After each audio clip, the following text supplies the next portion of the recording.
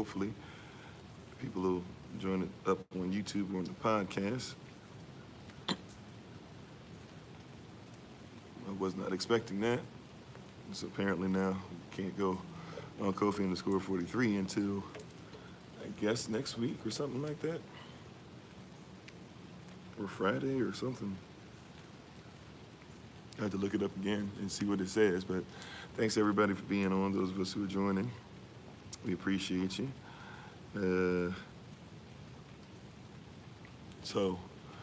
I thought we'd have access to both. Apparently that is not the case. It's all gravy though. Trying to set up the podcast so we can get started. We're gonna do a little bit of review. Hopefully those who are looking for us, they'll be able to find us in other places. Hello, Grand Rising, how you doing? To everybody, give me a second as I'm trying to get the last piece up. I don't know. This device is doing everything except what I asked for it. We're gonna make sure this stuff happens no matter what though. So those who are on TikTok on Kofi_42, thanks for being back on there. Long time no talk to on there. We still don't have Kofi_43 back up apparently. So that might be another week or two. I'm not sure. I had to double check what's going on, but we're glad that people are coming in. It's been a minute, so numbers might be down or whatever, but prayerfully all things always work together, right? That's our 5th affirmation. All things work together. So trying to get this last one up on here, get the podcast going so people can go on there.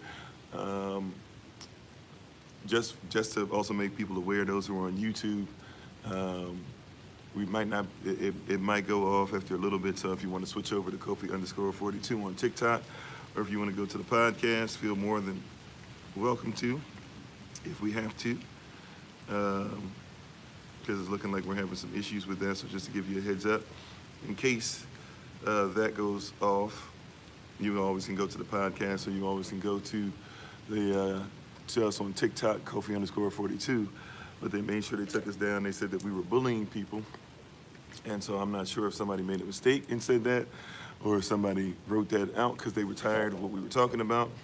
I did receive word from a lot of people that they were excited and thankful. Some even said something along the lines of that this was something that pushed them in the right direction, so we're grateful for that. But yeah, and that's why, if you can check out Kofi_44, follow there. We don't post that much there, but it's a just in case thing. As you can see, pretty easy. If somebody wants to, they can just take your stuff down. But may the words of my mouth and the meditation of my heart be acceptable. We have a sight. He is our strength and our Redeemer. And it's in His name, which is His authority, that we pray, praise, proclaim, project, and protect today's message. Amen. Welcome back. We were on Monday. Monday we got taken down after the rising session. Tuesday, because of just being taken down and it being confusing as far as where to come up, and also some issues that are still going on a little bit, but my family's recovering from. We took the day off. Yesterday is my normal day off, so we're back today. We're thankful for everybody for coming on. We appreciate you all, and thank you for taking time out and spending some time with us as we continue to move along. This is the normalcy of trying to give a true word, and sometimes people not liking what you have to say, but we're going to remain faithful, and I'm going to remain grateful and thankful, and keep on pushing. And so we give all praise and honor to the Most High. We give all praise and honor to Him for my wife, the Honorable Amma, who lives a life that's able to be honored. You can check her out on TikTok, YouTube, or website, and Pinterest at Bloom and Flourish, not A&D, the letter N, Bloom and Flourish. Hello to everybody. She's a healer, herbalist, chemist, and biologist, by the way, biologist by degree. For those who need a little extra oomph on there, you can feel free to be able to check her out and be a support to her. Those who would like to know more about what we're doing as far as trying to get together land, as far as trying to make sure that we have some things going on as far as fundraisers, those who would like to be able to find out what we do, you can look for different things. Now, if you're on this TikTok page, you have to go to Kofi_43. Right, we don't have the stuff set up yet because we haven't been on this. This is the first time we've been on this on live on Kofi_42 since September of last year. So we're just kind of giving a little try here for the first time in a long time. But if you'd like to figure out more ways to be able to contact us, get in touch with us, find out more things, you can actually go to Kofi_43. Look up the link tree there, which is where it says website. Click where it says website. That's our link tree, and you'll be able to find a bunch of different things going on there as well. and we're thankful and grateful. So we're going to do a little review today, partially because that was what was asked by a lot of people who are part of the community, is that if we can go over, and especially one of the things that was coming up, and we'll do a makeup, by the way, a couple times this week, or well, I don't know if a couple times, but at least once this week I'll try to do a makeup for the Patreon family. So you'll have 1 or 2 videos that'll come on there that you can check out too.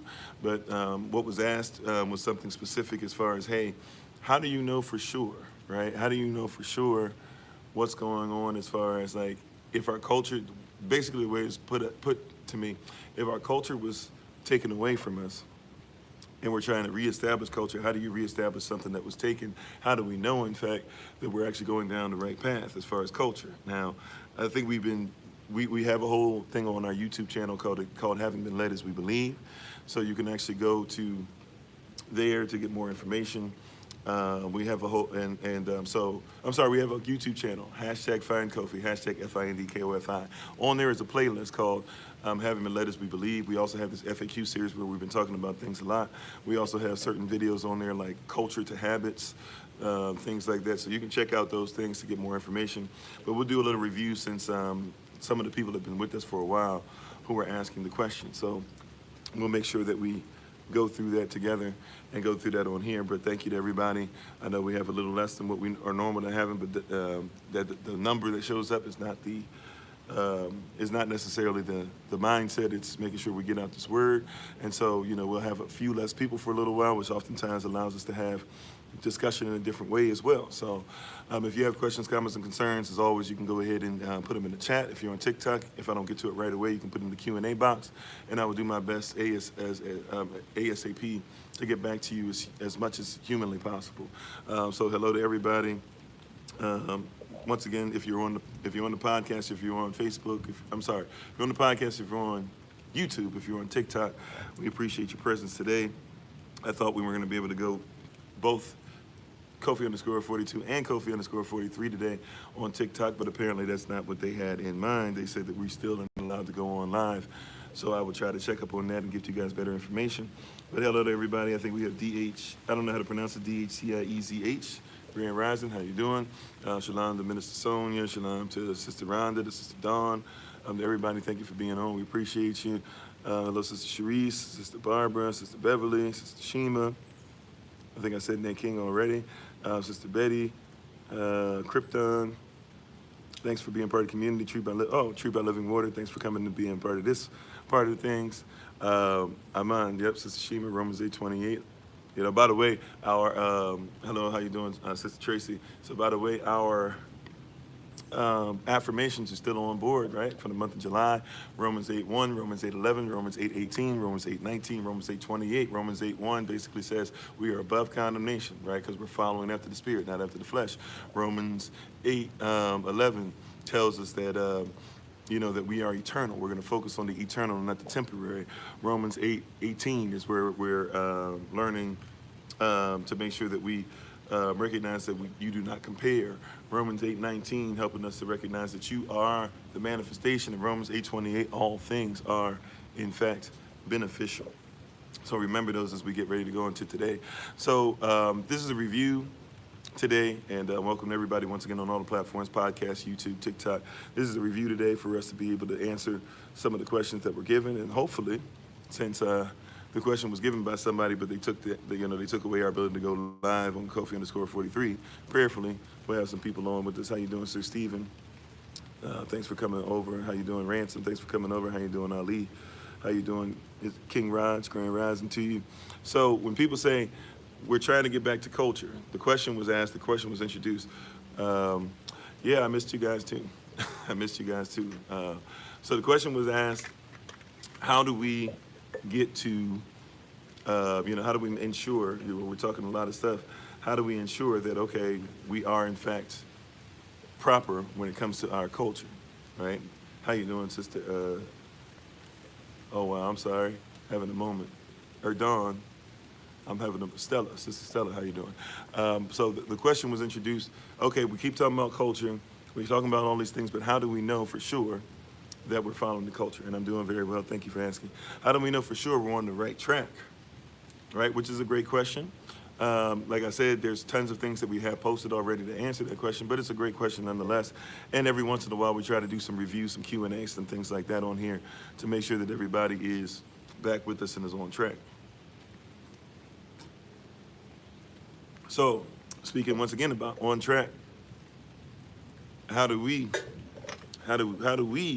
make sure that we're on track? Is there a way that we can say with certainty, right? Not just say it randomly, but with certainty. And once again, those are on YouTube. You might have to come over to TikTok in a little bit. Hopefully, we've been having some issues with signal and things on that. So if we go away from for a little bit or for too long, feel free to come over to Kofi_42, KOFI_OFORI 2. Yeah, there is another. There's always been another TikTok. We haven't had access to it. Come to find out, we have access again. When they took down number 3, we have access back to 2. However, number 3 is supposed to be temporary, so prayerfully within a week or so, we'll be able to go live on both and then try to figure out how we can get everybody either to come to number 2 and to keep number 3 as a backup, or go to number 3 and keep number 2 as a backup. We'll probably try to shift to number 2, seeing how number 2 we have close to 70,000 and we're still around 20-something thousand on number 3. We'll make sure we're posting on both though. So when somebody says, how do we know, right? We're trying to get back to our culture. That's the question, right? We're trying to get back to our culture. We're trying to get back to making sure that we do things correctly. I don't want to go through this stuff and then find out that I've been putting all this effort, energy, and stuff towards things that aren't real. I've done that already. That's a concern, and it's a real concern, right? I've done all these things already. I put all this effort in. I've been sitting there. I've been fasting. I've been praying. Some of us, we got out the church life, all these different things. How you doing? How you doing, Bounty? Thanks for being part of the community. I got out, or being part of this, you're already part of the community, coming over to Kofi_42. You know, I came out church. I came out America. I came out the modern America. I came out the modern structure. How you doing, Minister-elect Joseph? I came out of all these different things, right? So how do I know for sure? Yeah, thank you, Sister Rhonda. For those that are on YouTube, Sister Rhonda just posted, if you want to come over to TikTok at some point if we have to, you can go to Kofi_42 on TikTok. And even though number 3 is still down, we're live on number 2 right now. Thank you, Sister Shantae. Thanks for being part of the community. Thanks for sharing. And thanks for being with us today. So here's one of the easiest ways that I can answer that question before we start going into all the in-depth stuff and studying and let's look this up on this and let's Google this and let's make sure we have this and blah, blah, blah. Here's one of the easiest ways that we can look at that, right? One of the easiest ways we can discover this is simple. If somebody took away knowledge of who you are, do they admit that they took away knowledge of who you are, right? Like one of the easiest ways, before I go, you know, the Bible says, and before I tell you, you know, that history says, before I say that Afrocentricity demands thus and such, before I talk about coming out of the world so you can see better and all these things. How you doing, babe? My wife, the Honorable Amazon. Hey, Minister-elect Joseph, I saw you come on, thanks. So before I go into all those things, can we say first and foremost that there is without a doubt, because we want hard evidence, right? So without a shadow of a doubt, can we find something that says, yes, we know without a shadow of a doubt that the person who took our story and made it his story has placed in his story something that says, you are in fact there, right? They might not have done it on purpose, right? Yeah, my wife says, why would they, right? Because it's not something you're gonna find easily, but can it be found? Right? It's not something that they put out there for us to find. Why would they put out something for us easy to find? But the question has to become, can you find it? Can you find it? Is there evidence to these things we've been talking about? Is there evidence? Right? That's the main thing. Is there evidence? So once again, this is going to end up being like a review, but there's nothing wrong with the review. You know, is there evidence? So since we might lose YouTube because of the issues or whatever going on with that, let me just go ahead and, I'm not lose it permanently, but just signal-wise. Let me just go ahead and get into some of this stuff and establish some of this stuff easy. Number one, is there evidence, right, that we have somebody that said their goal was to take your mind and keep your body, right? Is there evidence? Yeah, we have to put in the effort to search it, right? Just like anything else, you put in the effort to find a job, you put in the effort to start your your business, you put in the effort to travel, you put in the effort. So is there evidence? Well, first and foremost, yes, there is. Number one, evidence is the Willie Lynch letter. Now, some people will fight against me, so I'll make sure we have other parts of evidence. But number one, Willie Lynch letter, 1712. Willie Lynch says specifically that we're going to take the body and keep the mind. Willie Lynch says that we're going to reverse their nature, their being who? Their being who he would have called the N-word, right? Prisoners of war, black folk, copper-colored folk, Moors, native people indigenous to the United States of America and Canada and the West Indies, what we call the West Indies, all these things. We have evidence, right, that this was done and this was said. And even people that will argue against whether the Willie Lynch letter is real or not, which I think is a terrible argument. And by the way, I'm sorry, shalom to you too, Brother TJ, if I didn't say sorry, I think I missed you. But there is evidence, even if you don't believe in that, there's evidence that everything that he put down there is something that's real. So number one, we have evidence that says that people came and took knowledge away of who a people were, and then said that they were their story has to match his story, and his story says that their story only starts where he says it. There's evidence of that, right? Is there evidence that somebody would tell you that Thanksgiving actually is a real thing that happened as far as the way you celebrate it today? Is there evidence that somebody would even change their own culture to make it work? How you doing, Dawn? Thanks for being part of the community, being on today. You said Facebook just took down when you shared one of the Willie Lynch videos I did? Yeah, of course they would. Right? If they'll say that we're harassing and bullying people. And by the way, those who are moderators, thank you. Hopefully, you got, even though it's just a few of us, you guys can see why it's important as far as the moderator piece. So I really thank you guys for helping us out as far as being moderators, because you can see how easily and how quickly somebody will come on and lie, and how TikTok will use that to be able to try and keep us away from making sure that we're on, right? But, so you can see even that's evidence, right? If we could just take modern evidence, right? Like Sister Betty was talking about, modern evidence where we just simply give a fact. Somebody says, I don't like that fact. And either a person can go to social media and that social media platform will take it down, or the platform itself just finds it and takes it down. And then we'll say, oh, you were bullying people. Who were we harassing? Who were we saying was bad? Who do we say you're a terrible person because you're this or that? We don't do that here. We make it a safe space. But that's why you have to have moderators. I praise God for moderators, but you also have to realize that the reason that's there is because it's not protected, right? I mean, if we get to little today, sure. Yeah, because we're doing reviews, so we'll probably have a little bit of stuff. But I'm gonna try and lay down a little foundation real quick. But we have evidence that people take away things. So in that in and of itself, right? Could we continue to go? What about the doctrine of discovery? Right? What about the doctrine of discovery? Is that not evidence that somebody will take what you are and say that and change it up? Now somebody might say, I don't even know what somebody might not remember. What is the doctrine of discovery? Doctrine of discovery says, and it's something put in place by the Pope. They started doing it in 1453. They made it official in 1493 after they sent Christopher Columbus in 1492, after the Spanish asked to make slaves, but they defeated the Moors in 1491. Doctrine of discovery says, if I find a place that doesn't have white Christian males on it, then we're allowed to say that we discovered it, because the people that are there are not in fact people at all, because they are not white Christian males. That's not something that we have to make up.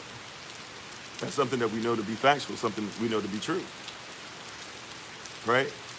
So when somebody says, what is the evidence? First and foremost, we have to see, before I even use what we have to say, before I say, let's look at our way of thinking, before I say, let's look at what the Bible said, before I say, let's look at what the Most High said, before I say, let's look at Yashua, before I say all these different things, first and foremost, can you find, not in your story, but even in his story, that there's evidence that somebody would come along and try to change who you are? Is there evidence of that? Salah.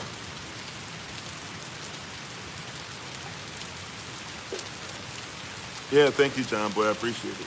Yeah, it's nice to finally be back, right? Once we get Kofi _42 and Kofi _43, they're not going to know what to do with this, because now what you're going to do? So they're going to take the stuff away where they're going to make it hard for us to get our lives up back on there. But when we got them both going together, what you gonna do, right? So we praise God that even in the midst of the frustration and everything, once again, all things work together. They're beneficial. Fifth affirmation, right? Yeah, it's pretty. Yeah, it's pretty nice. It's pretty cool. Yeah, nice sound going on. So we can see right away the evidence. We can see the evidence right away. Shalom, Minister Anais, how you doing? We can see the evidence right away. And thank you for the Thursday Rising Prayer. Appreciate it. So we have evidence right away where we see specifically. What else? We know Napoleon and his story. Not just our people. We have French artists that were painting Napoleonic and triumphant type pictures to be able to get people to say, look at how the French came and conquered all these places, and they went over to Kemet or to Egypt. And when they go over to Egypt, what happened? What is it that they did? They started shooting the noses, right? We know this for a fact. They started shooting the noses off of the Sphinx, off of different statues, off of different, they started painting over different things as far as the noses. Why? Because they were told that they were going to come over and everything was going to be Greek and everything was going to be Roman. And that was the story, that was his story of Kemet. Then they came over to Kemet and found out that, oh, wait a minute, there are actually people that have a story to go back to Kush. They look like the very people that Napoleon, even though Napoleon did use some black folk to fight on his behalf, he said that they were not as, we weren't as great as them, and he had no problem with slavery. Matter of fact, he was upset when they lost Haiti because it meant that he was not going to be able to use black people for labor. So all of a sudden, we have this issue that comes up where it's like, we have to admit that black people were actually doing some stuff that people of color actually were the people who created Kemet, and they had put Kemet on the pedestal. See, that's one of the things too. Do you have evidence that people look at things that you created as being great? Well, yeah, because they put you on a pedestal. You were on a pedestal. They put you up there. And they were mad when they put you up there that they found out that it was you they put up. They thought, matter of fact, they thought that Greeks were were white. Come to find out that Greeks were people of color. So do we have evidence? Yeah, of course we do. We have an extreme amount of evidence. We haven't even got over to our story, but we're just talking about his story. In his story, do they have further evidence? In his story, in his story, what do we have? In his story, do we have anything else? Well, in his story, they said specifically that we're going to prevent black people from owning land. So when they say, yeah, black people own slaves, there were some black people who were despicable and slave owners, not only of their own people, but every once in a while of somebody who wasn't our people as well. But they didn't allow it. They didn't allow it to happen because they didn't want black people to have power. So even when you go there, you have to, when people say, 40% of the people that were owned by black people, that's BS. Excuse me for saying that, it's a past but it is. It's BS, it's nonsense. It's a cursed mindset, right? Because his story tells you that they didn't allow black people to own. Matter of fact, here's something that a lot of people might not know. Let's just deal with his story. In his story, not our story yet, right? Our story, we know what it is. But in his story, how you doing, Hayden? Just for being part of the community or being on with us today. In his story, what does he say? In his story, during the Civil War, there were good old Louisiana. And if you're from Louisiana, you know there's a whole bunch of stuff going on as far as colorism, just like what was going on in Haiti. And in Louisiana, there were people who were light-skinned, just like, the lighter-skinned people, that were closer to the color or closer to the class of the petit blanc, right? And petit blanc and the blanc petit and blanc gajo. Am I saying that right? I don't know if I got the order right, but basically the little whites and the big whites, and then they had all these different colors of people who had been mixed. And then as you got closer to the little whites, who were the whites who were supposed to run business for the big whites who lived in France, those people were given more rights. Well, in Louisiana, they were still doing the same thing. Remember the Louisiana Purchase? So a lot of people who think that this is a different thing, France owned everything in the middle of what you now call the United States of America. So everything in that middle was owned by France, and that was the mindset, colorism. So during the Civil War, you have people in Louisiana who are black, but they think that they're better than other blacks. They consider themselves to be much closer to white and close enough to white, but they want to fight for the Confederacy. They show up to fight, and they show up for training, and they show up with weapons and everything. The Confederacy sends them home and says, we can't have anybody who's not white, full white, fighting. Oh yeah, we definitely know about Memorial Day and stuff as well, right? How it started off, so we can get into that too in a second, right? Right, but the thing about this, so they sent them home. They said, even though you want to fight for the Confederacy, we can't have you fight for the Confederacy, because if you did, we would have black folk fighting for the Confederacy. It would mess up our stance. We believe in manifest destiny. We believe in the white man's burden. What do those things teach? That it is their God's will. That's what his story says. It's their God's will. The doctrine of discovery, we talked about already. It is their God's will that wherever they go, they have to make sure that their civilization is all there is, because their civilization is what Jesus wants. Right? So we can see already. Now, Memorial Day, that speaks to misappropriation, what you were talking about, because there's a whole bunch of stuff that black people or people of color started, and white people now will tell you is theirs. But once again, the Thanksgiving piece, we talked about that. Thanksgiving doesn't even mean to eat. Thanksgiving means that you're supposed to fast. So if you're somebody that actually wants to partake in fast in Thanksgiving, you should be fasting. How you doing, Brother Clem? Thanks for being part of the community and shifting over with us, right? So if you want to be part of Thanksgiving, you should be part of fasting, right? So we can see in his story that they keep changing what's going on. We can see in his story that they keep moving the goalposts. Thanks for the love, Dave. Appreciate you. Right? We can keep seeing it easily. Like, so his story keeps up. Matter of fact, what about his story as far as slavery? When somebody says, well, how can we know for sure that we're going down the right path? How you doing, Prince? When somebody says, how can we know for sure we got the right things going on culturally? How can we know for sure? What is the evidence that's there? What is the evidence that declares that we're actually going down a righteous path? Is there evidence? Is there any evidence that declares that we're going down the righteous path? Right? What about slavery? Because you say that, that's Deuteronomy 28, it is at verse 68, whatever the last verse is of Deuteronomy 28. They say, when is that supposed to, where does that come from? What is, is that real? I don't really get it, right? Well, is that real? You keep saying that we're the chosen people, we came over on ships, this and that. Where's the evidence? Well, we can see not only did they bring us over in ships, not only are there ships that we know are still at the bottom of the sea, not only are there museums built that are actually built for black people out of the ships. Like there are places you can go in the United States of America and see things that are built out of former slave ships, right? However, if that's not enough, not only, by the way, could you go up even to like Annapolis, Maryland, and you could see, a lot of people think this stuff is just movies because we don't study, right? But if you were to go to Annapolis, Maryland, there's a place over there near the docks where you can actually see a statue of who we now call Kunta Kinte. You can actually see his statue and him talking to other black people about what happened. Right? Evidence. So you thought, that was a nice movie, Roots. No, like there's evidence. You can actually look at the boat he came in Baltimore. You can actually look in Annapolis, or actually I don't know if it's Baltimore, it might be Annapolis. But you can actually look at the boat he came in on, right? And you can actually look at what is it? Oh yeah, and you can actually look at these different statues and things like that that declare who we are, where we came from. Thank you for the love, Sister Sharice. We can look and not have to have doubt. We can actually just go and look for ourselves. We can see what's going on. Okay?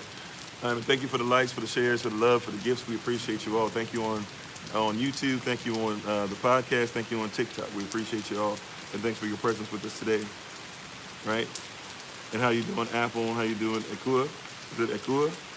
Apple no ma. I don't know if I said that correctly. I thank you for being part of the community today. and everybody for being on all the platforms. So we can see evidence, right? We can clearly see that there's evidence. But what if we keep on going, right? Because people still don't like it. What if we keep on going? What if we keep on going? Well, what about the evidence as far as we know that there's actual difference between Jews and Hebrews, or Jews and Israelites? Uh-oh. Now we got people upset, frustrated. Here you go. You're being a reverse racist. You're doing it. No. No. Do we have evidence? See, once again, I don't want to give facts without context and context without facts. We want contextual facts. Do we, in fact, have any evidence that tells us, and thanks for Denise for listening in, do we have evidence? Well, yes, because there's records that Jewish people kept of slaves that they owned. And the Jewish people told you, right? Because the Jewish people now, what they'll tell you is they're the Israelites, correct? I'm not, like, let's be contextual, let's be contextual facts. The Jewish people, who people say are Jewish people now, say that they are the Israelites, right? Hopefully we're in agreement on that. Hopefully that's not a fight, because that's real.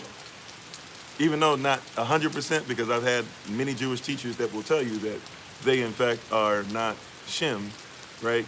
And if they're not of Shem, right, then they have to be of Yaphat or Japheth, right? Or Yavat, excuse me. But we'll leave that there. How you doing, Sister Bree? So, yeah, we're on. We're just not on Kofi _43. I thought we were supposed to be on today. Apparently, they moved the date back or something, or I didn't recognize whatever. But regardless, we're on, right? So we praise y'all. But once again, so that's what we're told, correct? How you doing, Fancy? We're told that there is a Middle East, and we're told in this Middle East that there were Jews who went up to Europe. That's what we were told, because they were kicked out. They scattered to Europe, and now they're back.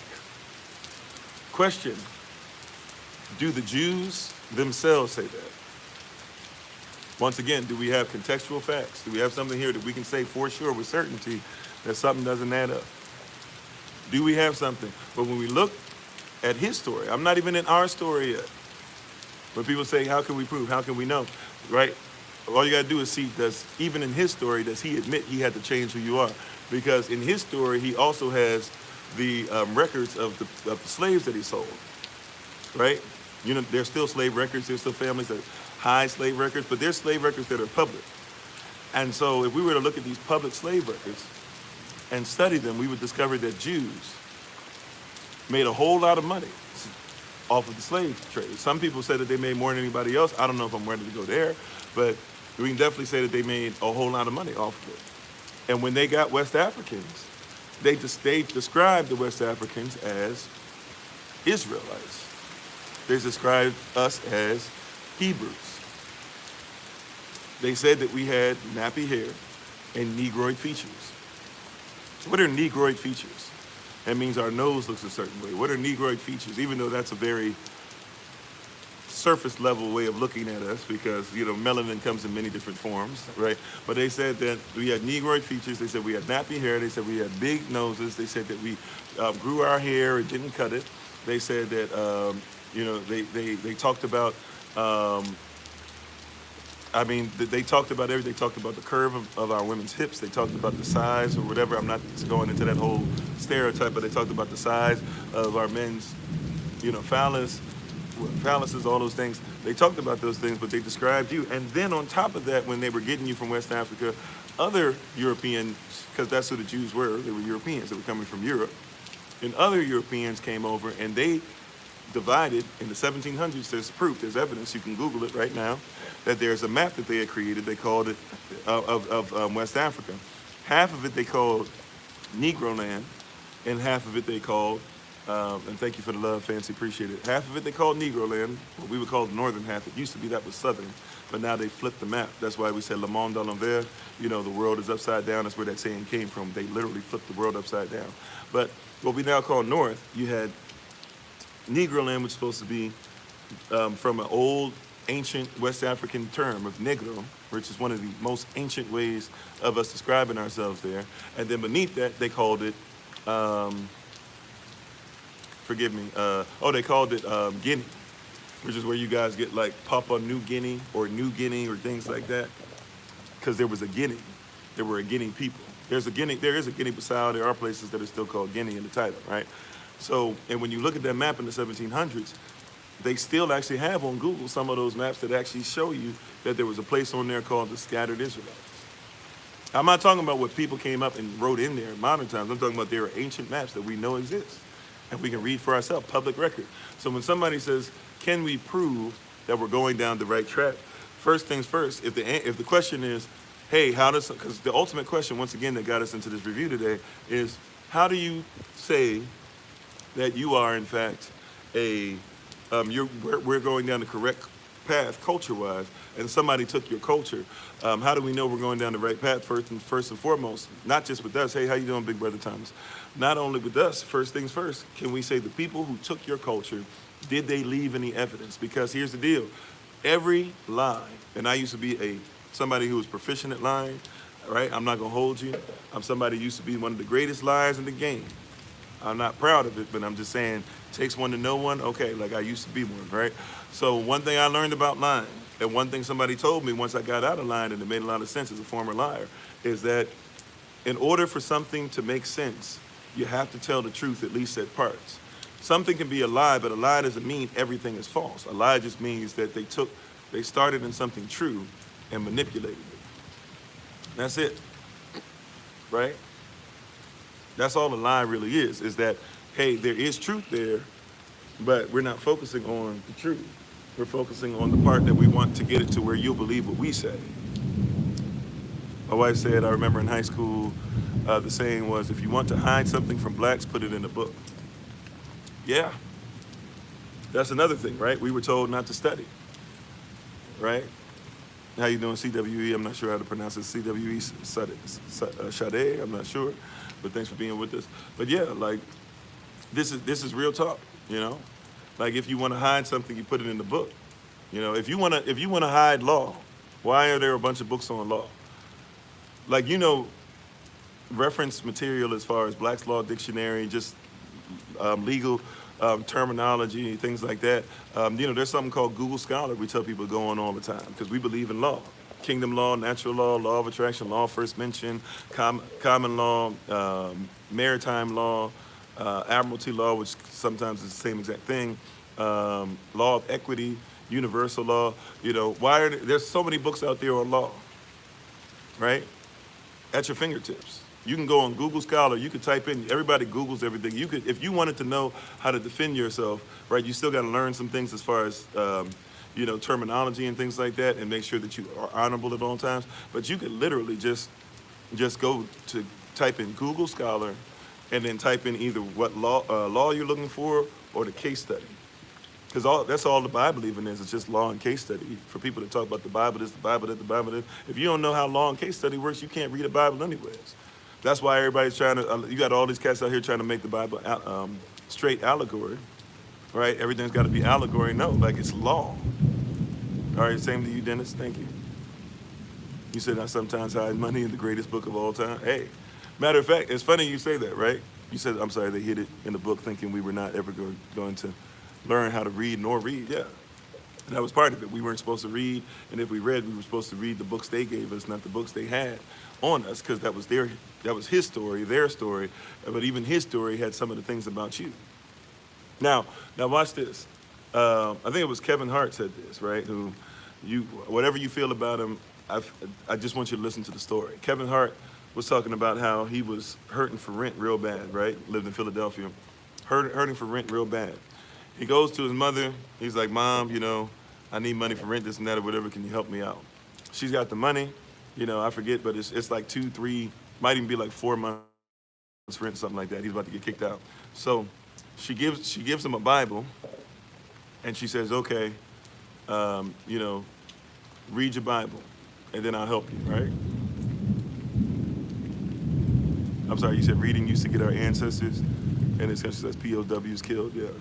Right? You heard the one? Yeah, so you know where I'm going, right? So he's like, Mom, I don't got time to read the Bible. I'm not trying to read the Bible. What are you doing? Like, I need my rent taken care of. She's steady on it, right? So a couple weeks go by. And she's like, he comes back, Mom, like, I'm about to get kicked out. You messing with me. Like, I need this money. I'm about to get kicked out. I'm about to be on the street. She says, did you read your Bible yet? He's like, Mom, okay, whatever. Like, no, I didn't read it, blah, blah.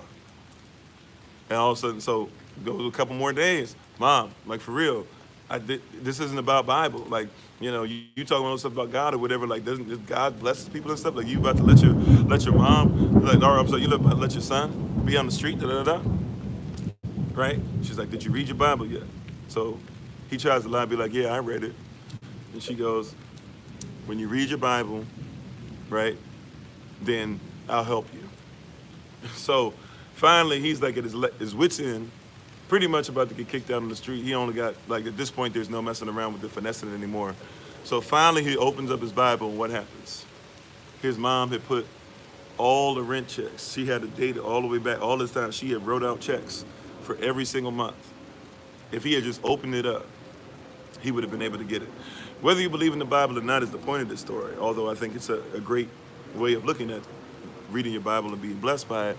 I also, though, want to show you that there's a lot of stuff that's out there and we just don't read it, right? Read your Bible, it'll bless you, right? But there's a lot of stuff that's out there, we just don't read it. And so we say, how do I know? Well, this stuff is out there. We talk about Olaudah Equiano, Olaudah, last name Equiano, Olaudah Equiano. And what does Olaudah Equiano say? He says that he was a slave taken from Nigeria as a young child, right? Forgot who he was, paid for his freedom by the time he was 20 years old, right? Got his own stuff, was free, said, you know what? Let me read this Bible that everybody keeps talking about. Read it, and then realized, oh, wow, I am an Israelite. Because everything they said in the Bible, that's what we do back home. I forgot this stuff because I was young, but he was a young prince. He was like, I remember. And that, yeah, this is what princes did. And yeah, we didn't mix, honey and milk together, and we didn't do certain things, and we didn't eat pork, and we did. And he's like, you know what? I've got to be, I'm an Israelite. I realize that's what I am. That's a slave, former slave, who bought his own freedom, had forgot about who he was, and then did those things. You said Christians went to Africa with the Bible and left with the land, and Africans had the Bible. No, well, that's not exactly how it went. Christian came with Christianity, and they left Christianity, and people gave up stuff. But you got to recognize the oldest forms of the Bible existed before what you would call Europe. Even the word Europe in the story of mankind, it literally means, not in his story only, but in our story. But if you look up what Europe means, Europa used to just mean anybody that belonged to Rome. So if Rome went into Africa and went into Kemet, and they said this part belongs to us, then they would say that's Europa. If they went into what we call Middle East now, they said, okay, we got that, that's Europa. Right? Europe is not even a continent by definition. You know, the definition of a continent is a large landmass completely surrounded by water. Right? But we have this weird knowledge. Like, even when you see you'll see a lot of churches even named like Abyssinia. Right? Where is Abyssinia at? Abyssinia is in Kush. And they didn't, right? Now, they started in Kush eventually getting into Christianity, but Christianity is not the original thing. Once again, we don't know our culture. We think, we use a phonetic alphabet not knowing that the Phoenicians used the alphabet. Right, what we would call modern Ethiopia. Oh, thank you. Thanks, babe, appreciate it. So we're using, once again, somebody else's mindset for our, for our thought process. We're believing and agreeing with somebody else. And YouTubers, I apologize, you're going to disappear for just a second. I think I might have fixed what we had going on. Or my wife might have fixed what we had going on. Hold on. All right. So just in case those who are on YouTube, just as a reminder, right? As a reminder, if you're on YouTube, if something does happen, you can always come over to the podcast. You come over to TikTok channel. Even though they have Kofi_43 down, Kofi_42 is up and running. So if you'd like to be able to come on there in case something does happen, we appreciate it. I appreciate you. Yeah, exactly, right? Igbo, if you know about Igbo, the reason why the Igbo people, which we consider only to be Nigerians, which is not the case, but even people that are Igbo people, the Igbo are, if you look at how it came to be, they didn't originally call themselves Igbo, for example. That's not our culture. That's not a West African thing at all. We didn't call ourselves Igbo. Into the belief that we called ourselves Igbo because that's what somebody told you. But we didn't call ourselves Igbo. We called our, and if you go backwards in it, you'll discover it was Igbo. Igbo came out of something to where they were actually calling themselves Hebo, which was introduced to them by Christians. That's not what they called themselves originally. Because there wasn't, because there was no he. We don't have a he sound in Hebrew. And by the way, the people don't recognize this. Even the Bible talks about this, how there were already Israelites that were already, way before we talk about chattel slavery and all that, there were already Israelites that were living in Kemet and Cush and in West Africa. It's right there, right? I think Zephaniah and Zechariah both uphold that, and I believe Jeremiah does as well, right? So it's even in there for those who want to check that out. But once again, we don't check out our culture. We check out everything through somebody else's prism, through somebody else's lens. And so we say, well, as long as somebody else says it's okay. You said the term God. Well, the term God is a Germanic deity. God, Godspeed, Guten Tag. And that's why God can be whatever you want. But God is not from our people. We didn't, like, if you're going to talk Kemet, because I'm part Kemetic, right? If you're going to talk Kemet, people never talk about the fact that we don't have gods. People will be like, what's up, God? Don't. Like somebody who's in the Kemetic, actually lives like Kemetic lifestyle, they would not want you to refer to them as a god because they're not. A god is a Germanic deity that can be whatever you want, and oftentimes has become, and a lot of times it's become a perversion of who you were. What did you have? You had netchers. Some people argue netja, netjer, etc., but you had netchers or netchers, right? And these netchers or netchers, they actually were completely different even in the way they manifested in things, the way they healed, the mindset, the way that that's why the reason that people were buried was different. And then if you're going to study that, you got to go back to Cush, because you can't be Kemet without being Cush, because Cush is Kemet's big brother, just like England is America's big brother. Yeah, I've heard of Gadam, but I think when people go that route to say that's the way that it started, it's part of it, it's kind of sort of it, but it's like, I think it's like an oversimplification. But maybe we can get into that for a second, right? But in a second or a little later. Thank you for bringing it up. I appreciate it. But my focus is to try. The question once again was brought up. The question again that was brought up is, how do we prove that we're going down the right track? If we say we in fact have this right track, if we say we in fact are there, then there's the things that are there. You said Google YHWH. Well, first of all, it wouldn't be W, because there's no W in the original Hebrew language. But that's the way people have oversimplified it by other people's language. So I would say YHVH would be closer, because it's actually Yahweh. And if you're going to pronounce it, technically it's Yahweh and not Yahweh. But even that is a oversimplification of something. And once again, but I'm not here to argue over some of those things, because I don't think a lot of people know. You know more than many, if I could just say that. But a lot of people are not aware of how the etymology actually works. So, but when we're talking about our story, how do we know? First of all, we're still in his story, right? Is there anything in his story, right? Yeah, exactly. W is that W, right? And that was somebody attempting, right? And even the U is more, we don't have a U sound, we don't have a U sound in ancient Hebrew. You're talking about something that the Greeks took when they started doing the thing of doing the Septuagint and things like that, and then they started doing the thing of the tradition of Old Testament, New Testament. Old Testament has to be Hebrew, New Testament has to be Greek, because the Greeks were doing something new with the Bible, and they weren't doing what was supposed to always have been there. But the whole Bible, most of it was initially written in Hebrew, and even when people try to talk about Aramaic, you're talking about parts of maybe Hosea and like Isaiah, something like that. You're talking about small parts, and even in Aramaic, they're still using Hebrew characters, which means, or alphabet characters, that's what the original term was, right? But we have to look back and see, is there evidence in his story, right? Not just in our story, not in just we're saying, well, this is a new truth. Is there something in his story that says, we're hitting things in his story that tell us, yeah, it's very clear that some of this stuff doesn't make sense. Right? Like we can see very clearly that there's evidence that's out there that says this stuff doesn't make sense and that we might be. A matter of fact, we know that there's evidence. Going back to the Thanksgiving thing, these are all, this is review, so we're going over a lot of stuff we talked about, but allow us to continue to go down this path. Is there evidence that slavery was something that was there way before the Puritans showed up?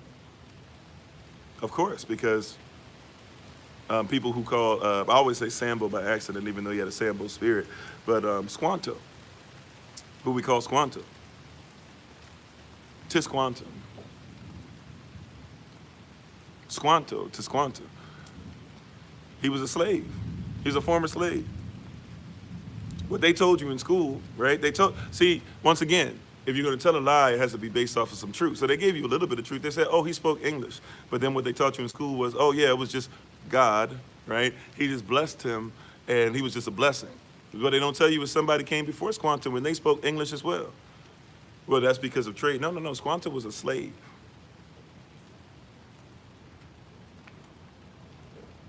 You said it was, but not like the Americas did it. I'm not sure what you mean exactly by that, Michael, if you want to. I'm not coming against you. I just don't know exactly what you mean. Hello, thanks for being part of the community, Spike. You said in the church we dedicated ourselves to the deity of God and Christianity and his ways. Yeah, because that's what people were taught. They were told. But Yahweh Elohim is different than God, right? Just like a Netzer is different than God. Just like a deist is different than God. Just like a deity is different than God. Matter of fact, when people say God bless America, they don't know that they're really talking about the 9th president, but they call him the 1st president because he's the president of this 2nd constitution. Well, now there's a 3rd one that people live under and don't even know, but they talk about the 2nd constitution. You said they were brutal with it? Well, chattel slavery, they're still brutal with it. Right? But is there something in history that tells us this? Once again, Squanto, Tisquanto. He was a former slave. He was a slave in Spain, then he was a slave in England, then he came back. So when these people who came over speaking English were there, that's why he spoke to them, because he was a former slave. And that's why there was a whole big deal, if you remember, right? When you see that Thanksgiving dinner that they have, and there's all these natives. Look at some of those pictures. A lot of those pictures are actually more honest than you think. They'll have pictures that show that there's a lot of natives that are sitting down to eat, but it's a lot of men, no native women, and there's a few women that we would say are European or white or whatever, that are English. Why is that? Why is that? That's because that the natives didn't trust them because they knew that white people came and took slaves. So since they didn't trust them, they came over with a bunch of warriors. Yeah, Spike, yeah, we're still, supposedly we were supposed to be able to go live on the other page, but apparently they're saying like now it's not till next week or something, or maybe I just misread it, I don't know. You said there's 14. Okay, some people argue. I'm more in like the 8 or 9 category, but either way, there are plenty of presidents before George Washington. We know that he said so, right? And we know that a couple of them were black, because we have this whole thing once again of thinking that it's white, black only, not thinking like that it's colorism a lot in that too. The goal was to try and get it as white as possible. But remember, like even George Washington's wife, we have evidence. She was a brunette, or what we call brunette now. And remember George Washington's wife, Martha, brunette. Brunette, brunette. What does brun mean? Or brun, or brun, or brown mean? In French, it means brown, right? So therefore, if she was brown, they were saying not only her hair was brown, you got to look up etymology for the time. If you look up what a brunette was in her time, a brunette in her time was in fact somebody who had some kind of feature that they would have said was a Negroid feature. Yeah, Michael, yeah, they wouldn't let us come up. This is the first time I found out yesterday they let us come back on Kofi_42, and it's a couple days after they took down Kofi_43. So I've been here, but we lost track of everybody. So, but thank you for coming back. We appreciate it coming back on. Miss you guys. And hopefully, eventually we'll have both of them going on at the same time. So even if they try to take us down, it's gonna be like, eventually we're gonna try to move everybody to 1 and have a backup now, since we got like 20-something thousand on number 3. So, but we'll keep those things. We'll keep trying to push that. And if y'all can help us with that, we would appreciate that, letting people know. Even duetting, some of the stuff we put out about it or whatever, we'd appreciate it, so we can grow and get this knowledge back out there and make sure we're coming together as a community the way that we were. We were worldwide at one point. We were talking, we were in almost every country. And I'm not even exaggerating. We were just about every country. It felt like every day. I'm sorry I didn't get the first word. Man NCP me. If you're saying come to Florida, we're trying to get to Florida at some point sometime soon, especially before we go, before October. Nevertheless, though, sorry, let me get back into it. And thank you to everybody. We appreciate you. Thanks for the likes, for the shares. Thanks for everybody on YouTube, TikTok, the podcast. We really do appreciate it very much. And thanks for hanging in there with us as we continue to grow together and go down this journey. So, excuse me. So yeah, if we're gonna talk about this stuff, yeah, it's not as open and shut. That's why you gotta recognize even slavery and things like that as a spirit. You said you think people get lost and forget that Egypt is in Africa. Well, I mean, even that in and of itself, that's something that people have, if they say something to you long enough, then you forget it. You said, and Egyptians used to be slaves. Well, Kemetic people are still slaves. Egyptians are not the same as Kemetic, but even Egyptian people you could say possibly had some, but Egyptians and Kemetic people are not the same thing. So even in that, right? But it's as much as we don't like to talk about it, it's a spirit. Amen. Getting that knowledge back is the only way, yeah. And we don't have knowledge of self. And here's the thing, even when we give knowledge, people reject knowledge, right? That's what the word of Yah says. It says, that my people perish for a lack of knowledge. And it's not just that you don't have knowledge. It says what? That you have rejected knowledge. And since you have rejected knowledge, I also shall reject you. And a lot of us are feeling rejection in our lives and are going through things because we keep rejecting knowledge of who we are. Now, once again, what does that word knowledge mean? Knowledge really means intimacy. So we're not intimate with who we are anymore. We've lost intimacy with self. We lost intimacy with culture. We lost intimacy. Like here's some of the stuff, for example. Now let's start we've been focusing on his story long enough. Let's start talking about our story. So when your Bible says stuff like read your Bible, it'll bless you, but does it bless you if you don't have the right culture behind it? Or anything you would talk about, historical documentation, whatever, right? Read it because it'll bless you. Okay, if you read something that says that the Bible is sweet to my lips, you only think allegory. Like people keep saying, oh yeah, the Bible, it's all allegory. It's all allegorical. In other words, none of it's really real. It's just trying to give you, some good ways of looking at things. It's trying to get you some parable type, parable things, but none of it's really real at all.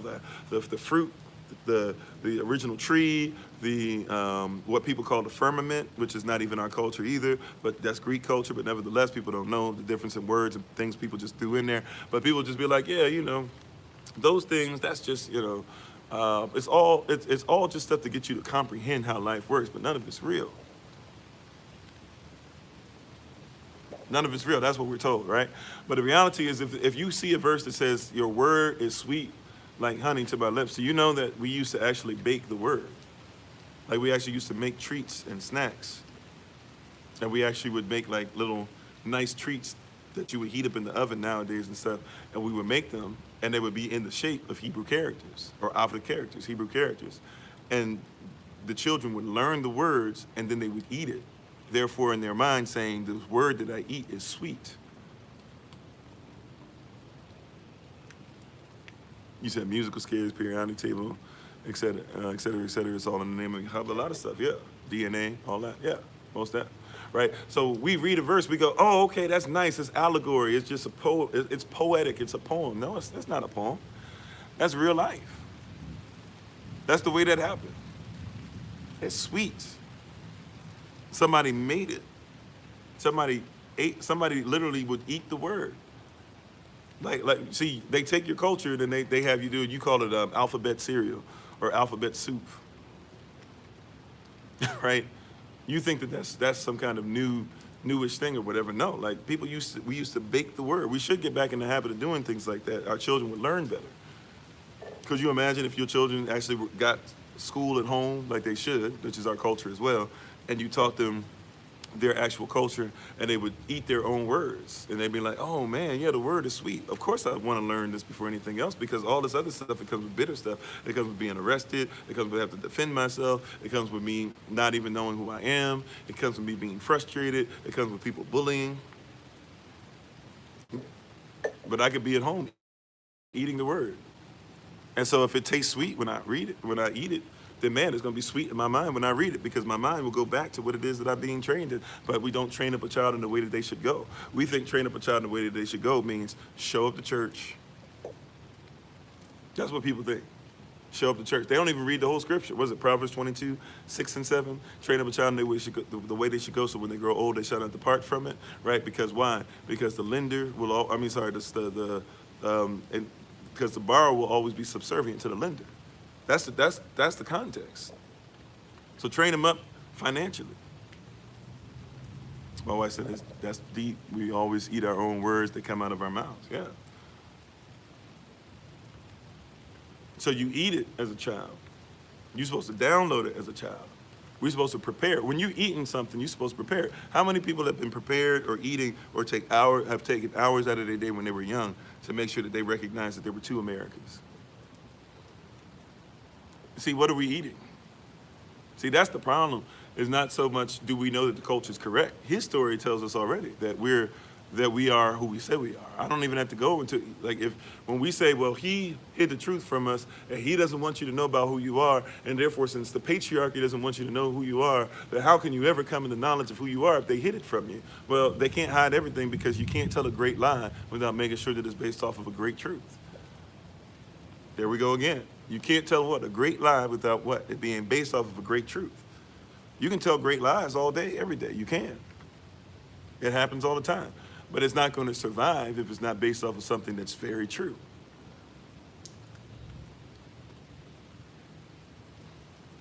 It's got it.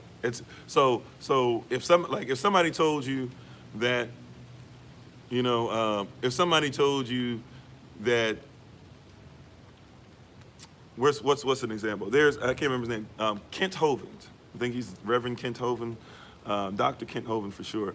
But Kent Hovind, right, who's actually very great in a lot of teaching and things. Culturally, there's still a couple things that are off with him, but give him credit where credit's due. He's opened up my eyes to a lot of different things. Great scientist, great man of faith, right? And give respect where respect is due. And he talked about how when he was young, he was the youngest brother. So, older brothers, they bullied the youngest ones, right? So there was a banana. There was one banana left. He had been able to get it, and his other brothers couldn't. His other brothers wanted the banana, right? Amen, yeah, great teacher, right? So the other brothers, they wanted the banana. And so he was like, no, I want this banana, right? And he said, well, has anybody ever told you what a banana is? Now, he's a young child, right? So he's looking at it, he's like, no. And he said, hey, banana is just nothing more than, a bunch of spiders anyway. So you actually like spiders? Because we don't mind eating spiders, but you like eating spiders? He said, spiders? What are you talking about? Well, how could spiders? No, right? And they said, yeah. He said, matter of fact, he said, when you open the banana, they said, when you open the banana up, break it open, and you're gonna see a bunch of little black things in there. They said that's some of the legs and stuff that remain of old spiders, right? And the little boy Kent Hovind, who's one of the smartest men that exists today, right, freaked out and never ate bananas. That little boy wouldn't eat bananas I think he said for years, because in his mind, bananas came from spiders. Now, is it true that inside a banana there's something black? Of course. Is it true you could peel it back? Is it true you could break it apart? Of course. Is it true that bananas are made up of old spiders? Of course not. But they were able to take somebody who was ignorant of some things, ignorant of himself, ignorant of something that he needed to eat, that he had gotten, he wanted to eat it, and all they had to say is, oh no, don't eat it because this is actually what it is. And because they got him in a place of ignorance, this person who's become one of the wisest men to ever exist is somebody that was like, I can't eat bananas as a young child because of being ignorant. You said those little dots are suspect, right? And they used to be seeds before they started changing them, right? They're really the remnants of what used to be seeds. Now we eat seedless bananas and we don't know any better. But that one thing that is actually based off a real thing, is a seed real? Yes. Right? But are those the remnants of spider legs? No, but somebody who's ignorant of some things can, even though he didn't believe it at first, right? He ended up not eating bananas for a couple years and didn't even go to ask his parents about it. Why? Because somebody told him something, and in ignorance, it was easy to get, right? That's all it took. So our problem is not whether what we're saying is true or not. That's not the issue. Our problem is, are we ignorant enough to where somebody keeps telling you that those former seeds are actually spiders, right? Are we still ignorant enough to say, hey, you know what, those people who told you and who have it written down that these Jews that owned you as slaves, they're actually the ones that now they say that they are who they say they owned on paper. They said. I put up a thing on Kofi _43. It was only a matter of time before somebody said something because they got mad, but I put up something on Kofi _43 for people to let you guys see. You can look up on there in 1925. 1925. What did Israel look like in 1925? Look at what Israel looked like. Who was there? We don't have to go, right? 1925, that's not even a century ago yet, right? 97 years ago. So people say, that's so long ago, why are you bringing it up? Because you guys keep saying you're the chosen people, and you're just simply coming back home. 1925, what did Israel look like?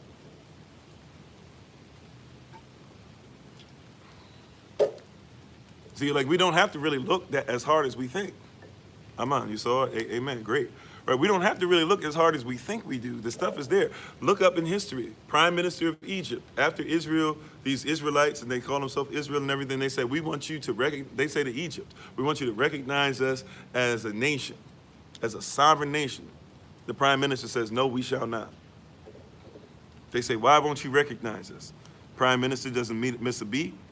And he says for everybody who's listening, he says, for all to see, he says, well, when you left, you were black. How you doing, Sister Helen? He said, when you left, you were black. When you came back, you were white.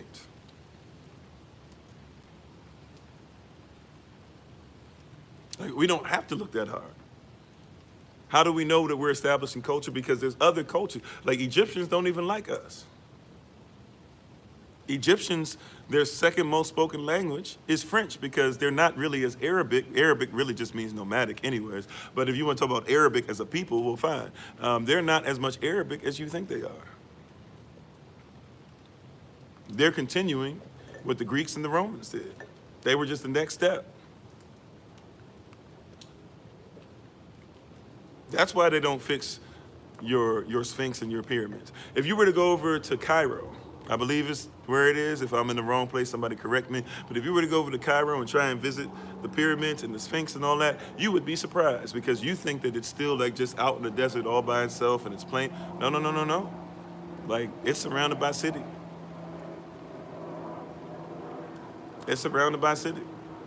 Because they don't care about it like that. That's just something that you can come and visit to be able to make some money. But there's people that live all around that. They don't take care of the pyramids. Not just like the lie is, oh, well, you know, thieves came and they stole everything and people stripped all the limestone and that's why it's there and that's why they don't keep it up. No, they don't keep it up because it's not their culture. If something's not your culture, why would you do any upkeep to it? Right? Look, if somebody's not your child, you might love them and everything, but you don't have enough, but you're not going to spend as much money to upkeep somebody else's child as you would your own. I know people, I would take care of every child in the world. You can't take care of every child in the world. You have to take care of your own. You can help other children in the world, but you can't really care for every child in the world. I check in on our children and leave little video messages and stuff for them as much as I can, but I can't do it the same way I do for my own. See, even in that, we see that there's something culturally happening. I don't have to work that hard to present a case. The case is there, it's shown. It's shown in action. Actions, people tell me all the time, actions speak louder than words. People's actions are screaming at us and we just, it's not that difficult. It's not that difficult. Right? We talk about barashat all the time. First word of the Bible. People don't even know that that's the first word. You think in the beginning, or you think in is the first word because you speak another language. And we don't even use the word the, so that's not even correct either. It should be in italics. Strange enough, they don't put that word in italics, but they put other words in italics to let you know it's not a word that's really there. Right? But barashat. Barashat. It's 6 characters. Bet, Aleph, Resh, Shin, Yad, At, Tav. Right? Or and Tav. Bet means the son who comes out the right family. Aleph means the father. Resh means head. Sheen means destroyed. Yad means led or pushed in a certain direction. Tav means finished, marked, or crossed. So if you were to put those things together, you would see that the son who comes out the right family, who's one with the father, who will be our head, will be destroyed, being led to the cross. That's the very first word of the Bible. Anybody who says that they don't believe in Trinity, anybody who says they don't believe in Yashvai being real, but at the same time tells you they believe in the Bible, then you don't believe in it because you don't know the first word. But if you don't know the first word, it's because you don't know the culture. If you don't know the culture, what are you arguing about? What are you talking about? If you don't know the first word, why are you defending something that you don't know? Sister also said if they were the original people there, they wouldn't allow the grave robbing they've allowed. Yeah. As a matter of fact, there are certain scientists who started saying, no, we can't have this and give us this back and blah, blah, right? And go look at what he looks like. There's a guy, he's known as basically like the father or the grandfather of this modern thing to get Kemet its story back. It's not letting it be his story, let it be our story again. Right, but think about that. You have people that will argue about Trinity and things like that, but don't know that the first word of the Bible. Matter of fact, you can't say Elohim, or would you say Elohim without saying Father, Son, Holy Spirit in it, by character. The first character is Aleph. Second character is going to be the Great Shepherd, that's Yashvai. What is it? And then the third character, right in a row, is going to be the Holy Spirit, Father, Son, Holy Spirit. That's how you spell out Elohim. Somebody says, well, they don't have a word in the Bible that says Trinity. Yeah, they didn't have a word. They don't have a word in their language that says Trinity. The word Trinity is Elohim, if you know how to speak the culture. Right? You can't say love in Hebrew, right? When you say God, y'all say God is love, some of us. Well, when you say God is love, you're saying Yahava Ahabach. It's not a poem. It's not allegory. It's literal language. Yahava. Yad Che Vav Che. That's a hand pushing us in a certain direction through the Holy Spirit, leading us to somebody that will be nailed and giving us access to the Holy Spirit again. Achabach is love. Yachava, the name. Achama is love. Yachava Achabach. Right? So love is what? So love is saying what? Love is saying Achabach.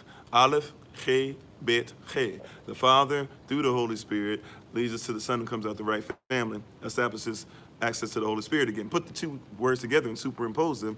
Yahava Achaba, or what you say God is love, it literally means that the Father's hand is pushing us through the Holy Spirit to the Son who will be nailed for us, and the Son must come out the right family as well, right? That's part of the definition of the character, and therefore we'll have access to the Holy Spirit again and give y'all praise with every breath in our body. If you know how the characters work, you already know what I'm saying, right? You might not, that's okay. There's different classes, there's different things, and there's different times we bring out the whiteboard. Right now, I'm not, in my normal circumstances, so I don't have a whiteboard with me, right? But I'm trying to get you to see, right? That we're speaking on things and we're saying, how do we know? Well, we know for a fact that this is correct, right? We know. Now somebody says, well, how do you know those are the characters?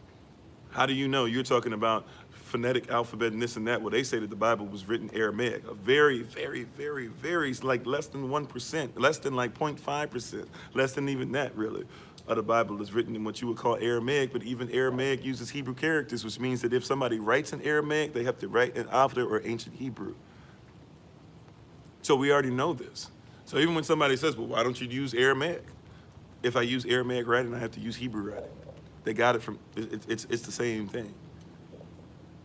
But it's an argument that people will have. No, you make sure that you say the Bible is this much percentage Aramaic. Okay, once it is, you still have to read. Unless you're speaking it, you got to read it. And if you're reading it, right, you still have to read it in order to speak it correctly.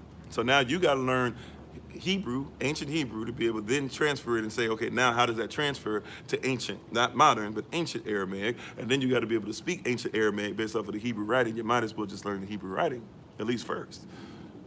At some point in my life, maybe I'll start studying Aramaic. I got to get this Hebrew thing down first, though, because that was the place where they stole it.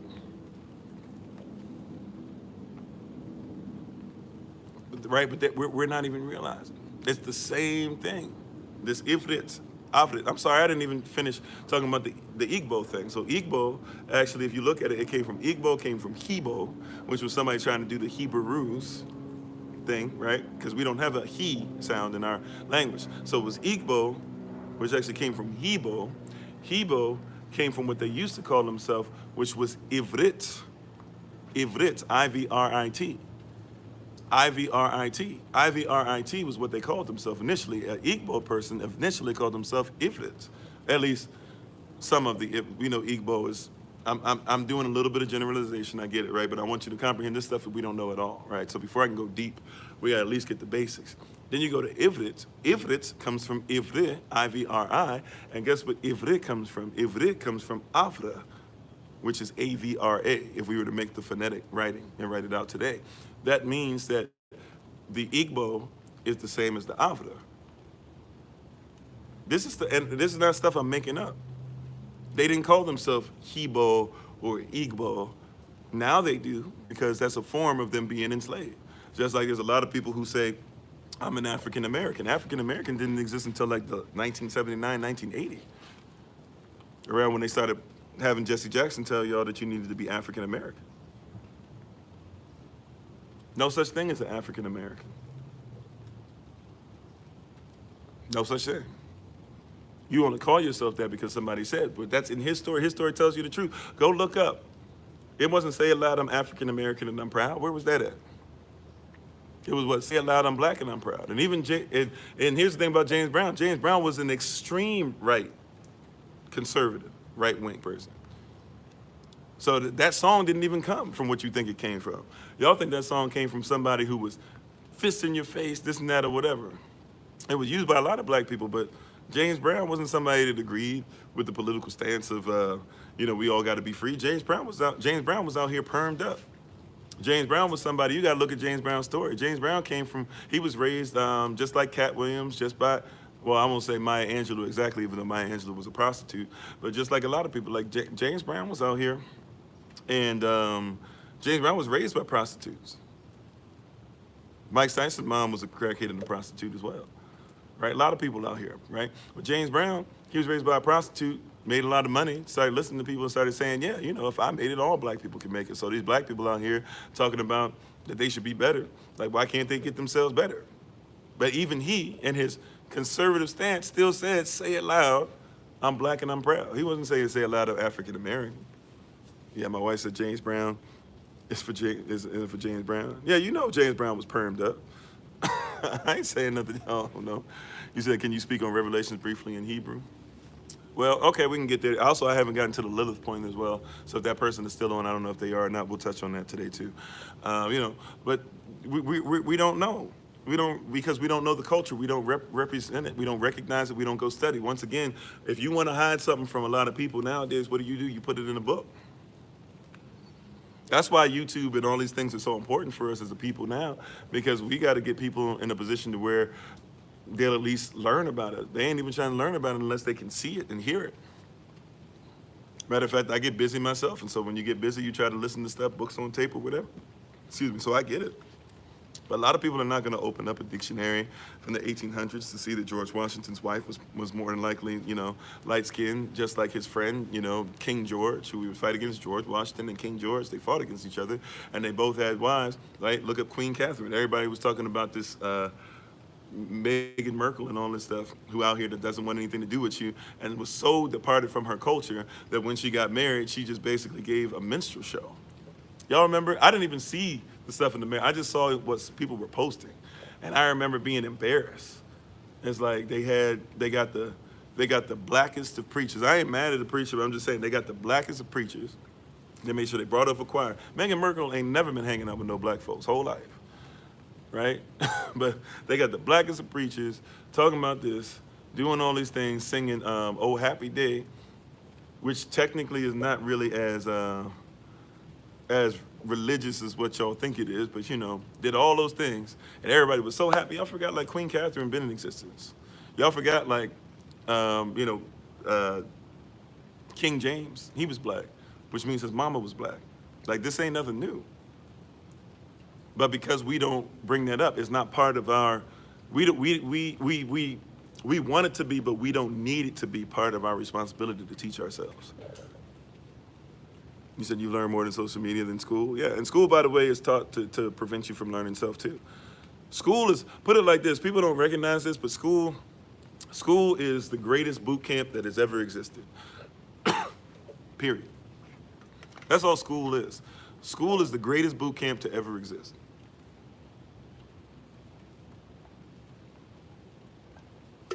Somebody said, what do you mean? School, legit, school, the greatest boot camp to ever exist. If you don't believe so, all school does, and this is for everybody's culture, all school is to prepare you to make sure that you do whatever the country that you're in wants you to do. That's it. It's the greatest boot camp, right? That's all school is put.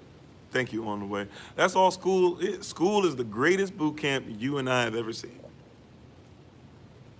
You think school, oh, get the degree. So you're gonna get a degree of knowledge? You're not gonna get all the knowledge? That's what they do in boot camp. They train you. You're gonna be in this particular battalion, you're gonna do this type of thing. This is gonna be your MOS or your NEC. That's what school is. Oh no, you don't understand. You gotta make sure your child goes to school and they get this and they get that and they get this. School is the greatest boot camp you've ever seen. Salah. He said it's the way to make yes men in society. Yeah. Right. What do you do when you send somebody to boot camp? Anybody been? I've been to boot camp, right? I know a couple of us, a part of the community, you've been to boot camp as well. When you go to boot camp, what's the first thing that they do to you when you get to boot camp? Matter of fact, sometimes even first thing some of them they get you when you get on the bus, right? The plane trip is one thing, the MEP station is one thing, they put you in a hotel, that's one thing. You thinking all these different things or whatever, and people getting drunk and high and all these things, thinking they're gonna do it one last time, which they shouldn't, by the way, because you're gonna get tested. You know, people get messed over and get kicked out because they didn't even have enough discipline to make it to. But what's the first thing they're gonna do when they send you to boot camp? What's the first thing they're gonna do? And I apologize, it's getting darker and darker, more cloudy out here, so I apologize. Hopefully you guys can still see me on TikTok. YouTube, it seems like you guys can see me fine. Right? What's the first thing? Somebody help me out. What's the first thing they're gonna do?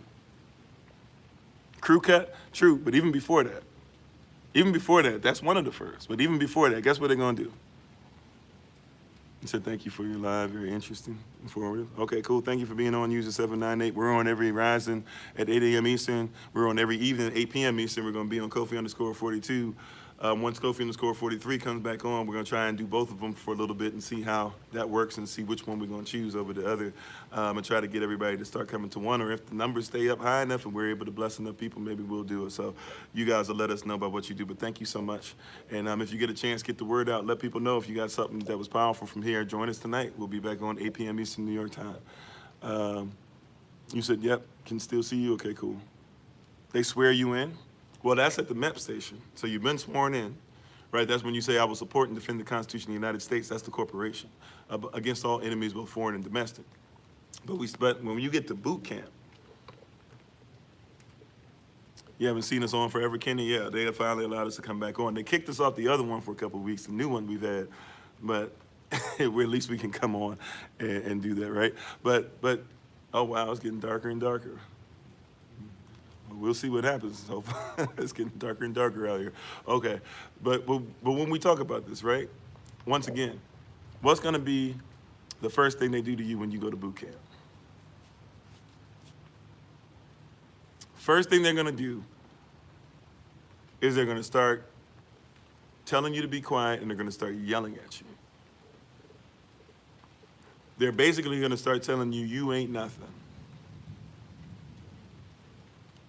In our culture, we try to lift you up and tell you that you're great so that then we can establish your appreciation and lift you up. In boot camp, they start, whether it's on the bus, sometimes they trick you, sometimes they let you go wild on the bus, and then I've heard stories, like on ours, they got us, as soon as we got on the bus, they started getting up in us, right, and telling us all these things.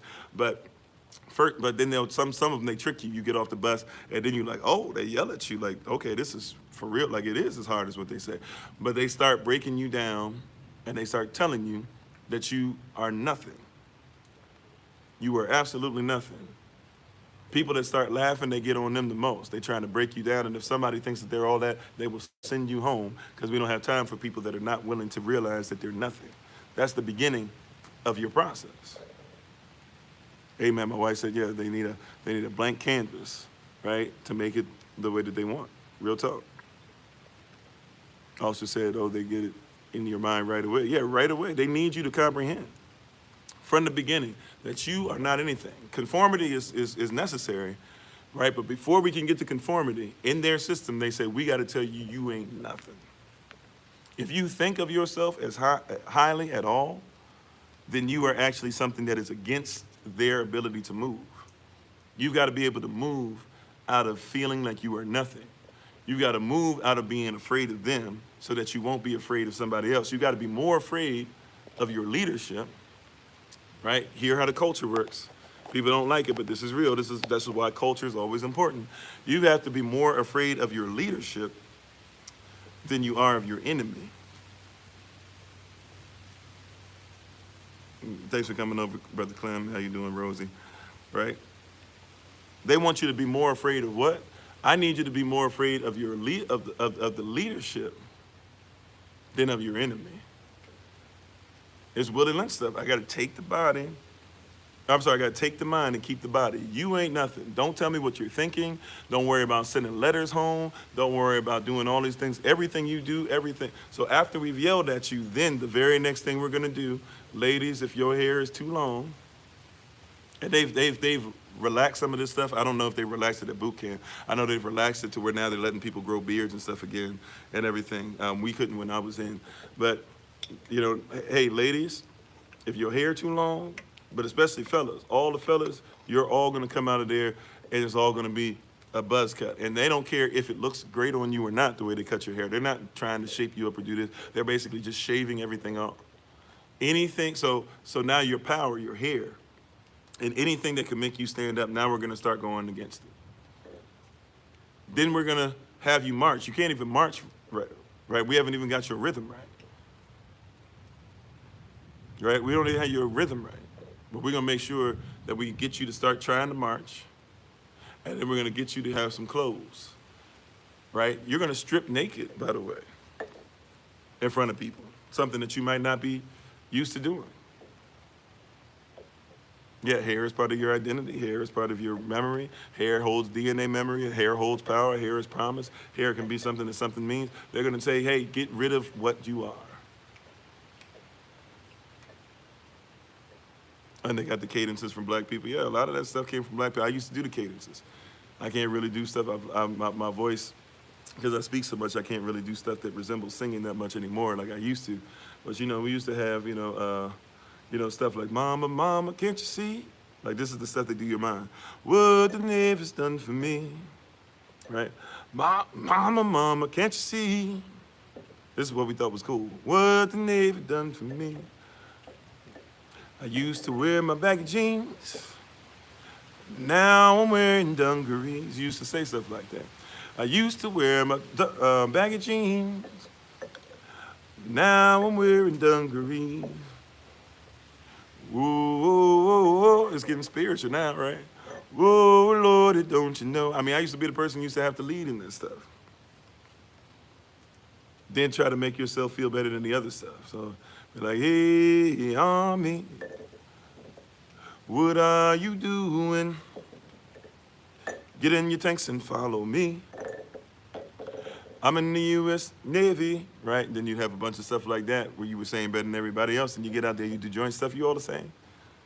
But it's the whole goal is to get you to break down every song that you sing, the food that you eat. Matter of fact, you'll eat real food for the first time because most of us don't eat healthy. So they'll allow you to have some snacks and things, but you're going to have, a lot of healthy food. And what happens, a lot of people, they can't even use the bathroom.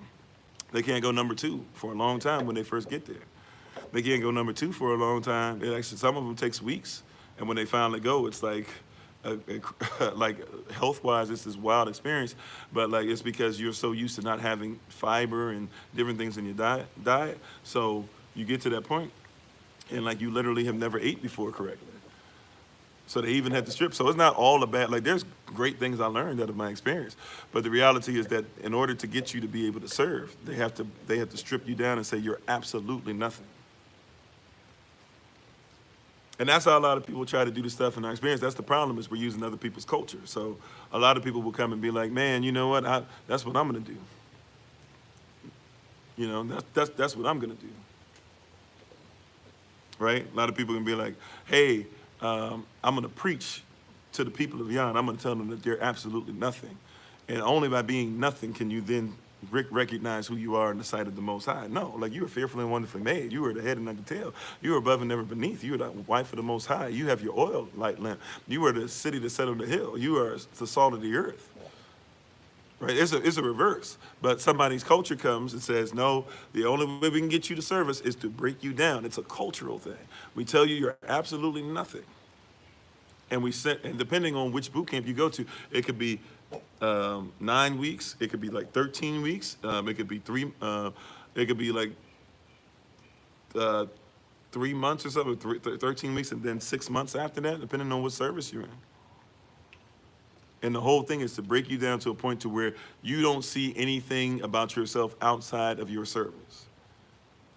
That's why you see 60, 70, 80-year-old, 90, 100-year-old men can't move, but they'll have that hat on with pride. And I'm not mad at it, because if I see a brother, because of what I've been in, if I see a brother or sister, and I'm talking about brother or sister in arms, I'm not even talking about skin color. If I see him out there, and how you doing, Naya? If I see him out there, and you know, I'll say thank you for your service, because you were willing to put your life on the line for something greater than yourself, and that's to always be commended. If we had people that were willing to do that with what they say that they are as far as our diaspora, we'd be so far ahead. If we had people that were willing to do that as far as our diaspora, we would be so far ahead. We don't have people, we got people that'll say, you know, Kofi, you're not doing this, and you're not moving, and if it was up to me, I would do blah. Like, I get that all the time on lives. I get that all the time from family. I get that all the time from, I mean, I'll be honest, we get it sometimes from people that are part of, you know, our belief system, whatever it is. And I be sitting there, and I'm like, what do y'all do, though? You know? Like, you got some family member out there ready to tell you how you need to run your home. And I'm looking at you, and I'm like, what do you do for your home? Like, your children don't even act right.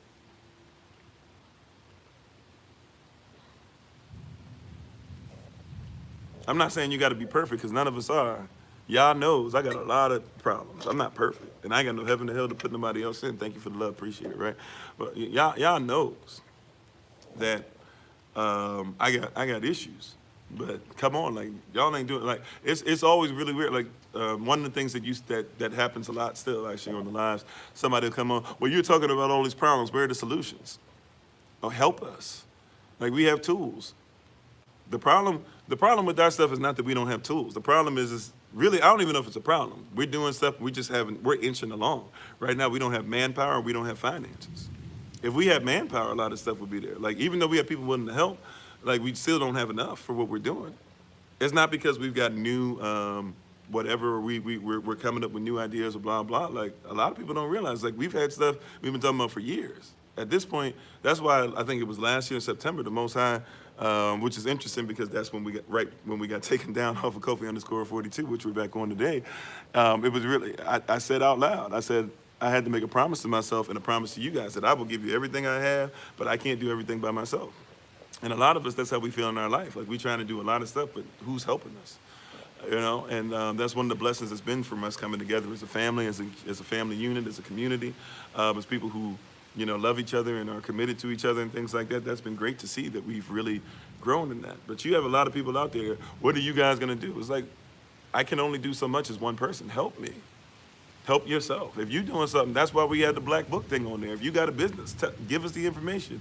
Let us put it out there so people can go on the website, and they don't have to get it through everybody else. They can get it through us. Why are we buying stuff from other companies when we could just be strict and say we'll only buy from ourselves?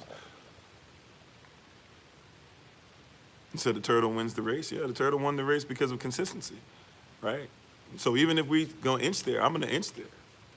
You know, even with the stuff like for y'all's land project, you know, we're doing the best that we can, and I praise y'all for it. And part of it is that we got taken down and stuff, so I'm not gonna act like those things don't matter. You know, but I appreciate you guys so much.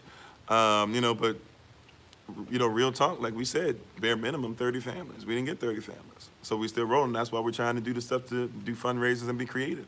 But you gotta work towards it. And I say all that long story short to say, like, if you want to be regimented, you got to comprehend that first, like, we're trying to run stuff, Some of us in our businesses and our personal lives, I'm trying to get you to see like this stuff we have a very militaristic mindset that everyone realizes is a very Greco-romantic mindset. How you doing, Mildred? Thanks for being part of the community or being on with us today.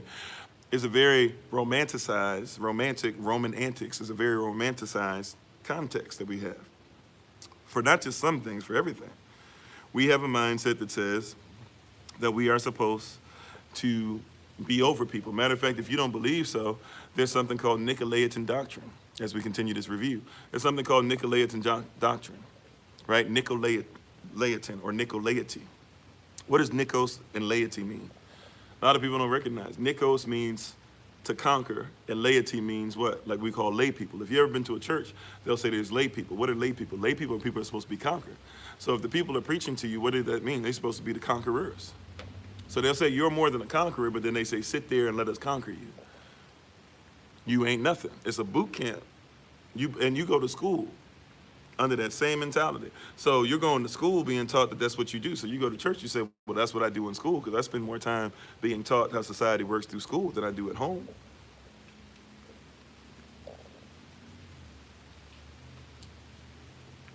Right? And if the shoe fits, wear it. If it doesn't, take it off. I'm not saying this is what everybody does on purpose. I'm just trying to get you to see what the system is set up to get you to believe it. The system is not there to get you to believe in yourself. So if I produce, so that's the problem that we have with the review. If I present yourself to you, you have a problem. So, for example, when somebody was asking about Lilith, and I forget what the other thing somebody was asking about, if you guys can put some of those things in the Q&A box if you know that I haven't gotten to it, so I can come through and get back to it in a second. So somebody will say, what about Lilith, right? What about Lilith? Lilith is something that's in the Bible, but it's mentioned and it said that you shouldn't have anything to do with Lilith. Why are we, right? Like it's actually in there. It says that like it's a false, I guess we could say deity, goddess. Right?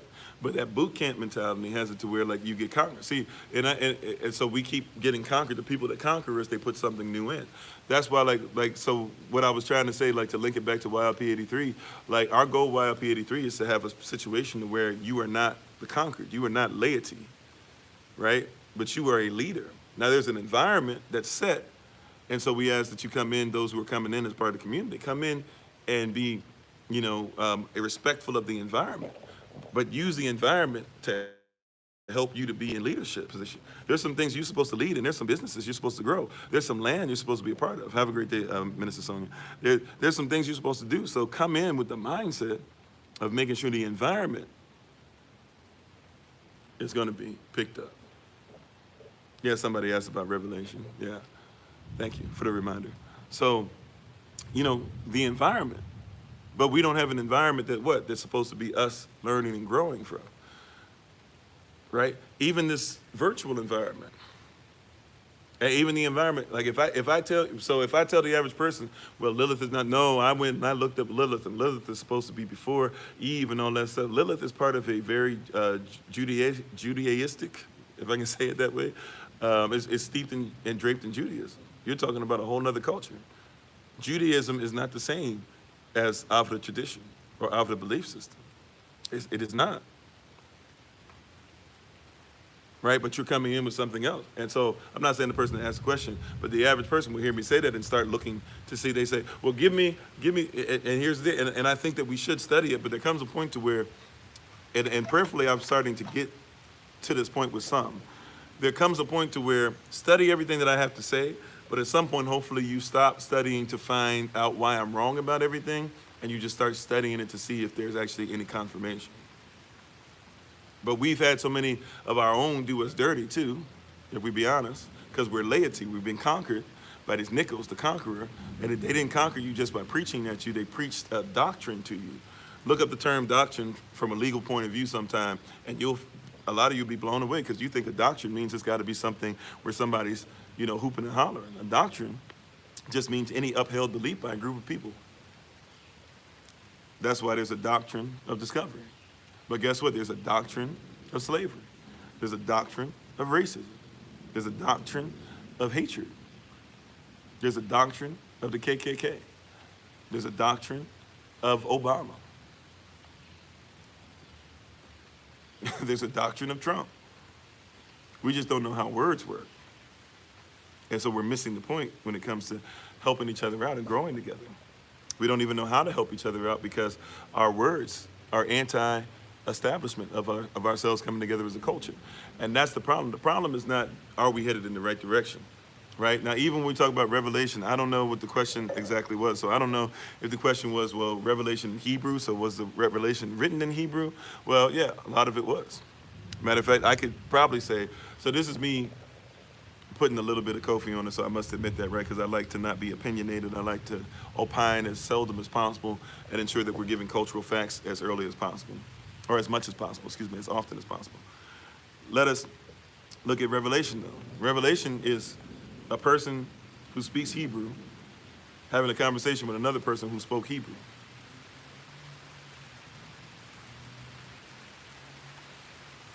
Its actual name is Chazon, or Chazan, really. People call it, try to call it Chazon or something like that, because, or I guess we would say Chezon, excuse me. People try to say Chezon or Chazon, but it actually would be Chezon. And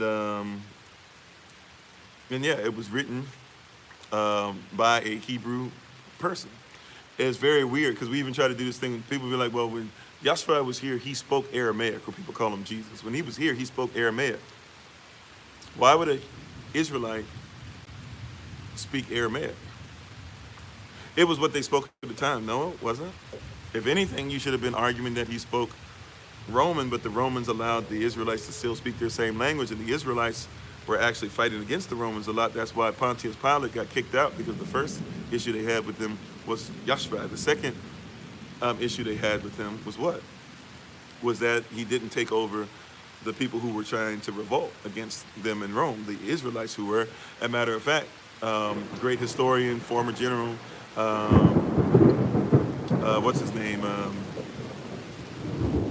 Why am I forgetting his name now? Who we call Flavius Josephus. That's not his real Hebrew name, but Flavius Josephus, when you look him up, he was somebody who basically verifies the same thing, that they were speaking Israelite. And he was one of the last people. He actually should have killed himself, because that was the pact he made. He was supposed to kill himself, but he decided to stay, and he became a slave, and then he was a slave to Vespasian, and then through that he actually got his books and everything put out there.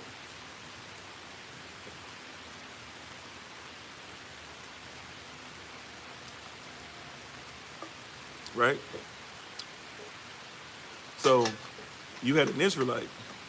Because at the same time John would have been writing Revelation, around the same time John writes Revelation, what we call the book of Revelation, it's the same time Vespasian is writing about his people. And he keeps talking about how his people are always making sure that they're going to speak in Avda, or Hebrew, and how they don't even not only not want to change.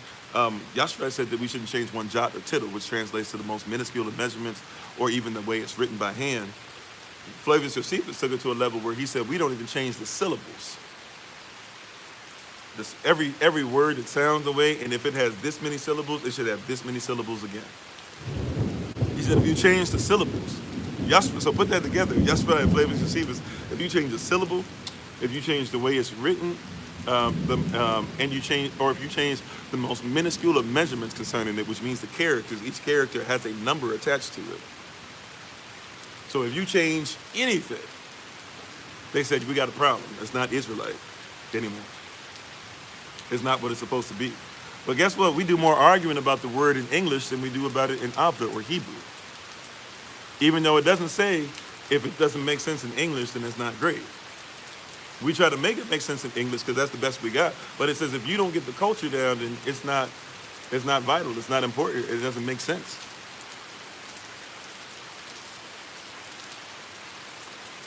That's what it legit says. If you're not willing to make sure that it's 100% what it's originally said, then it's not there. That's the issue. So the issue is not that the culture is not there. The issue is that we haven't even explored keeping things 100. You know how people say keep it 100? We haven't even explored that. Are you gonna keep things 100? Right? Like I'm just now starting to, especially because we've been talking so much about trauma and things, I'm just now starting to get to the point where I'm like, okay, I can't sugarcoat that. Like, and I thought I wasn't sugarcoating, but the more I'm still trying to make sure I keep some decorum and season my words with salt, and do certain things like that. I'm still trying to make sure I do those things. But it comes to a point to where we got to keep it 100. If we don't, then it's not the word of Yah. We're arguing about how to keep it anything but 100, right? We're in arguments with each other about how to keep it anything but 100, to keep it anything but a buck, right?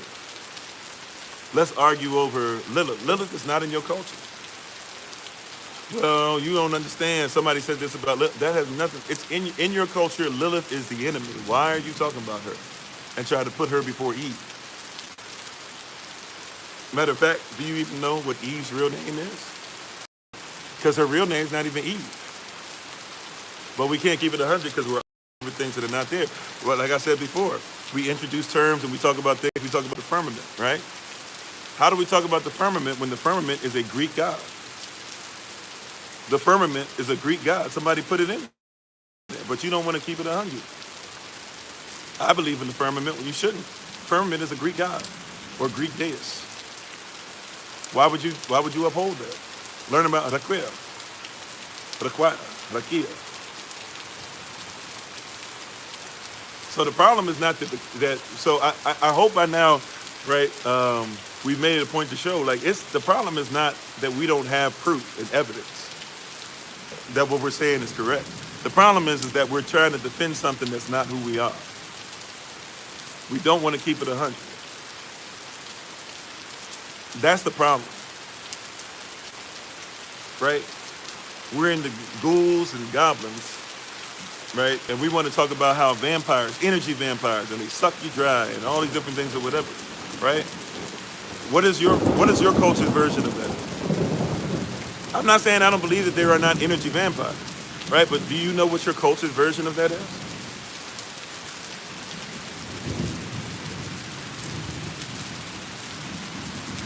You see what I'm saying? We don't even know how to describe that. We'll talk about karma. Karma is a goddess. I'm starting to get hit with a bunch of rain. I'm going to move over a tiny bit while I'm talking to y'all. Right, but karma is a goddess. A lot of people don't even know that. We're talking about karma's going to get you. Karma's a goddess. Why do you worship karma? The only reason you worship karma, the only reason you even have that mindset, the only reason that's part of your thought process is because you believe that karma is somebody to be worshipped. You don't even know. Maybe you don't even know.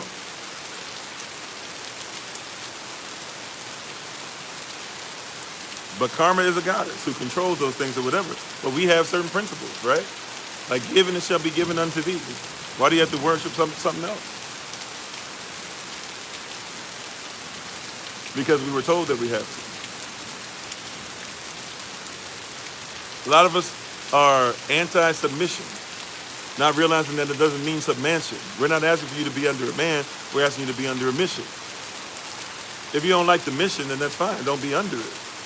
But don't get mad at the man or the woman, right? Don't get mad at the husband or wife.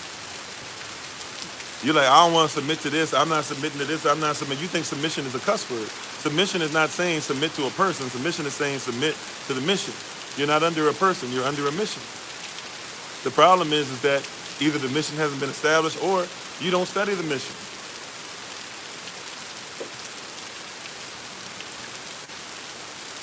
You reap what you sow. Once again, remember we said if you want to hide something from a lot of our folks, put it in a book. You got a mission right there that says this is there. You got a mission that says be in faith. You got a mission that says see if somebody's faithful to what they say. And guess what? We do the same thing that we do because we're going by something else. So we don't trust what other people do. So hey, you know what? This person lied and this person this and this person that. But you'll still submit to their mission. But somebody who's trying to do their best. Right? We don't do this with each other. Somebody who's doing their best to follow the will of Yah, we always got to question everything that they say. Why do you question somebody who's submitted to the mission of truth and love and respect and honor and kingdom for your people and anybody wants to be grafted in? Why do you question every thing part of their mission, but you disrespect, but you don't have a problem following everything to the T that somebody else does?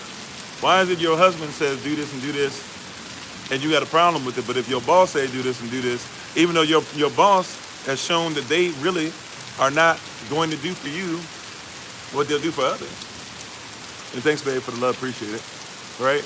Your boss doesn't show the same love for you that your husband does, but you'll follow your boss. Why? Well, my boss gets me paid because you think money is real. You're under a mission that says being submitted to a system that says that, okay, you're going to live paycheck to paycheck, and since you live paycheck to paycheck, you should be all right. We love missions for things that kill us off because we've been messed up in our minds.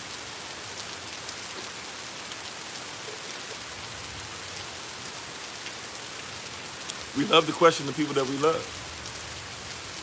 Because people learn on their deathbed that what should have been important. Yeah. It's very rare. I've been there when people have breathed their last breath and stuff like that. It's very rare. I don't think, I know I personally have never heard it. So I can say for me, it's never happened, but it's probably happened for somebody. So I'll say it's very rare. It's very rare that somebody on their deathbed is talking about paying a bill.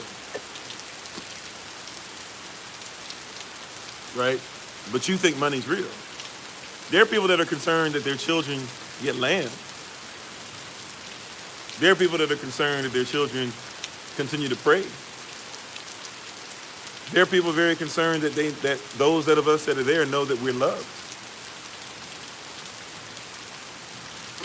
Right? But I've never really seen anybody be like, oh, I want to make sure, can you make sure my nails are painted right when I'm buried? Not saying that you shouldn't go out and get your nails done. I'm just trying to get you to see the context. I believe that you should keep yourself up, but I'm saying you won't see that at the end because it's not a real thing. It's not something that in eternity matters. And even the people that are coming behind you, it doesn't matter.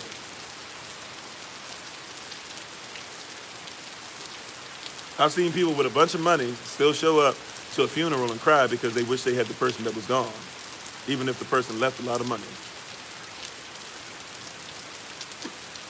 I've seen people with no money be thankful and say nothing but great words about the person that they spent their life with who had no money to leave. Now, I don't think we should leave zero money behind, but I'm just saying I've seen it. Because all the things that we're uplifting, they're not real. There are a whole bunch of people that spent $70,000, $100,000 on a wedding, and they're not even together anymore. I'm not saying your wedding day didn't matter, but I'm going to tell you it didn't matter as much as you thought it did. You put 6 figures in, and now what you got left? Some people put 6 figures in on the wedding, 10, 20,000 in on the honeymoon, and what you got left? Probably broke up because of financial issues, because that's the number one reason. And that could have been your home, $120,000. That could have been the beginning of you owning property for the rest of your life. Right, we chose debt. And when you talk about the Sermon on the Mount, that's talked about. You know that debt and marriage are actually talked about in the same grouping when you read the Sermon on the Mount. Thank you, Sister Miko. Appreciate you. Debt and marriage. Or I'm sorry, anger and debt. Marriage comes right after it, Anger and debt. So it goes anger and debt. So this is the way that Sermon on the Mount, if you read Matthew chapter 5 through 7, goes, leading up to it. So Matthew chapter 5, basically it talks about the Beatitudes, right? Blessed are those who are poor in spirit, blessed are those who mourn, shall be comforted, blessed are you, all those things. Then it talks about the salt of the earth, city on the hill. Then it talks about how important law is. Then it goes after that, it talks about anger and debt. People get angry because they're in debt, and people get in debt because they're angry. That's how important it is. And by the way, if you're in debt, you're a slave. If you're a slave, you're in debt. That's how crucial it is.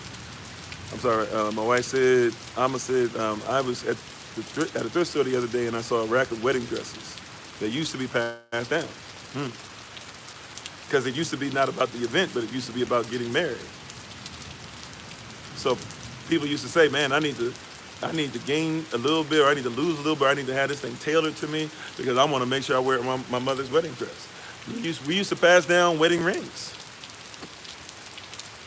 How you doing, Monet? Thanks for being part of the community. We used to pass down wedding rings. You said people get in debt due to their low self-esteem as well, yeah.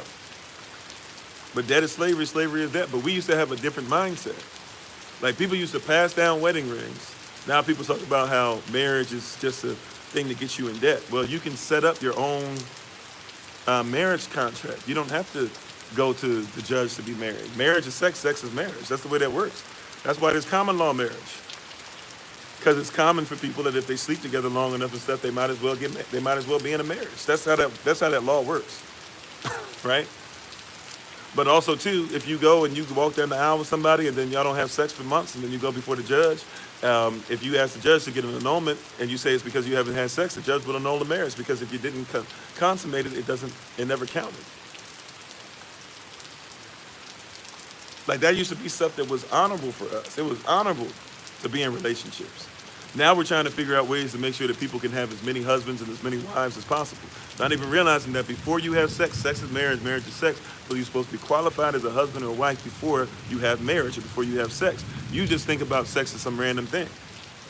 So for you, rather than covering being a spiritual mindset, is there, the husband covers the wife and the wife covers the husband and all these different things. Instead of thinking of like that, you don't even think like that. You think that, hey, I need to be covered when I have sex. So you go and you make sure that you get a condom.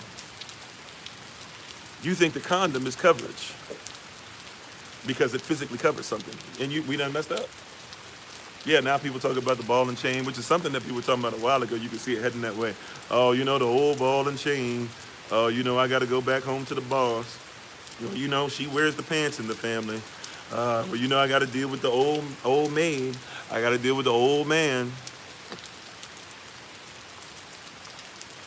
Like this stuff is catastrophic. It's a spirit, and people don't even want to use these words. It's spirit and psychology, and physiology. That's what spirit, soul, and body is. Spirit, pneumatical thought. What does pneuma mean? Pneumatical thought. It is the thought that is Stoic thought, which marries the body, the soul, and the spirit together. If you don't like that one, what is psychology? Psyche in the Greek, it means what? It means soul. So if somebody's talking about their psyche, they're talking about their soul. So if you go to a psychologist, you're going to one who studies the soul or looks at the logic of your soul. If you're dealing with physiology, all they're dealing with is dealing with your body. Your body has multiple brains. Your brain up here, your brain as far as your mesentery, as far as your gut, all these different things. You're dealing with 3 in 1, even if you don't like the term. Even when you talk about universe, we talk about that all the time. What does the word universe mean? Uni, a, verse, spoken sentence. It is universal. If it's universal thought, it means it is thought marries the thought of the one who spoke the universe into existence. You said you were just talking about that? Yeah. You said, or they marry with the intent that they can always get out of the marriage?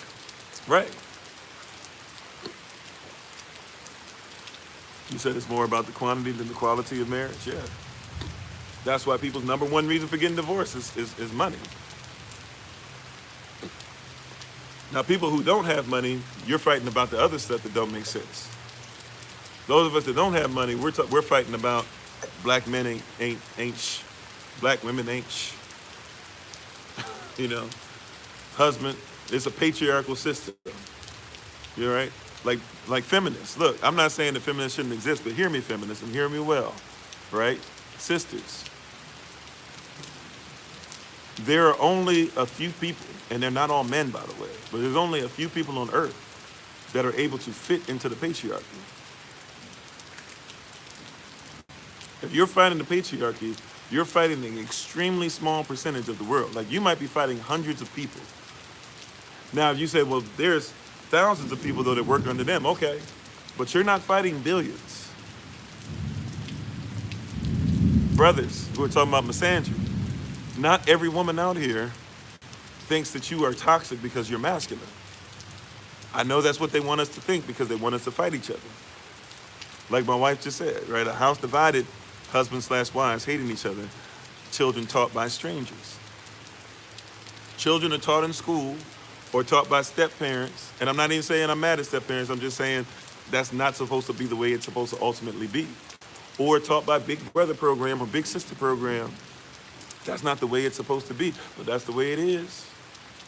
Why? Because we're not willing to make sure that we're down for something like culture.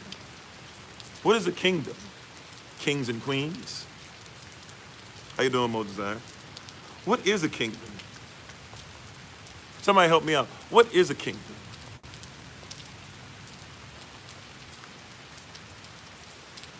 Thank you for the love, Brother Clem. What is a kingdom?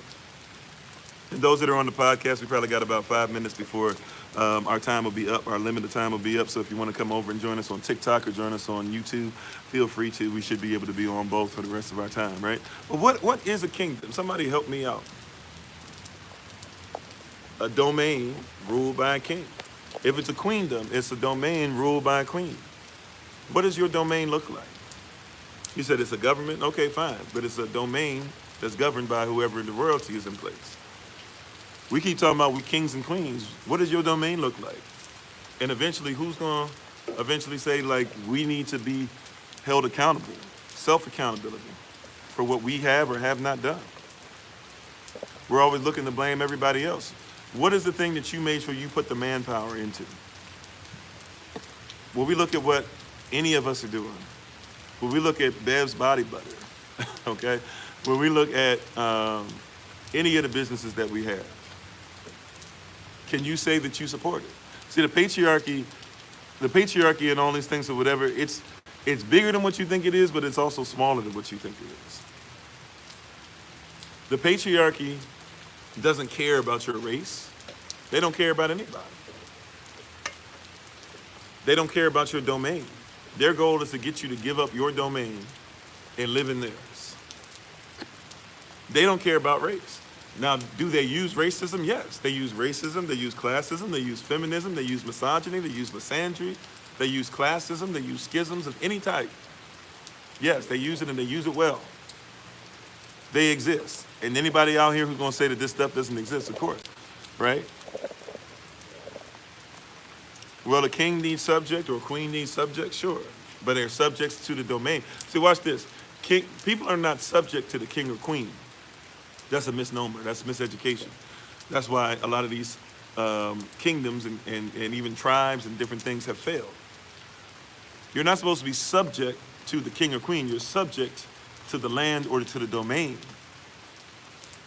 Right? Just like we're not in submission. I don't submit to men or women. Right? I submit to the mission. So when the Bible says, before it says, wives, submit yourself to your own husbands, even under Adon, right before that it says, first, submit yourselves one to another as you submit to the Most High. So I submit to my wife's mission, and I submit to my wife's mission because that's part of my mission. Why? Because my mission is not my own, it's the mission of the Most High. The problem is not we don't know what's supposed to be done. The problem is we're living by somebody else's standard and rule and regulation. You have the wrong mission that you're under. You are subdued by the wrong mission. See, these people that we're in allegiance with, their mission is to ensure that you know little to nothing about yourself. And we're submitted to that. Submitted to have faith in what somebody else tells you about self. You know, if you're going to do this, you're going to have to do it the same way I did. And you know, if you're not going to do it the same way I did, you're not going to really be able to do it. Is that true? I own land, and this is the way I did it, and this is how I did this. Well, do you have to do it that way?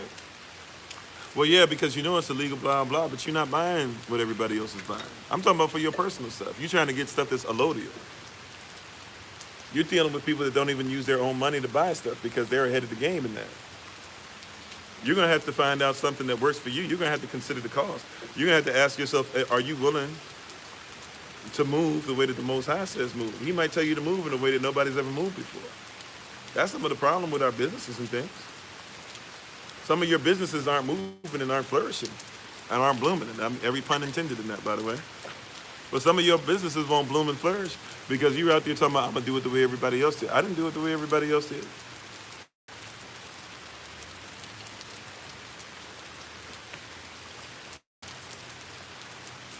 When I stopped doing it the way everybody else did, I was able to do it the way I was called to.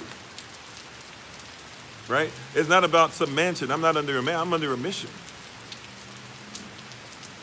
Right? Be under the mission. Support the mission. Stop looking for the person. Watch this. Don't get married. Look, those of you who are in a situation where you're married, stop doing this to your spouse. Those of you who are becoming husbands and wives or are husbands and wives already just waiting for the marriage process to happen, right? Please don't do this to your spouse. Stop looking for your spouse to be the end-all, be-all of everything. You say, oh, I don't want that anyways. I want somebody who loves me for me. I want somebody who allows me to be myself. I want somebody who is confident in this. But as soon as everything goes wrong, you don't never have no accountability. It's always their fault for everything. Right. You were in your word. As soon as everything goes wrong, it's always their fault for everything. Stop. Stop it. The community is based off of solid marriages. Please stop doing that to each other. You're messing stuff up for yourself and for your community. Stop it. It's not always her fault. It's not always his fault. And even if they mess up, try to figure out, before you come to them about all the stuff that's wrong, try to figure out how to start conversation off like this. You know what, babe? We were in this together. I didn't see this happening. I want you to know that I love you and all these things, but these are the things that I feel you could have done better.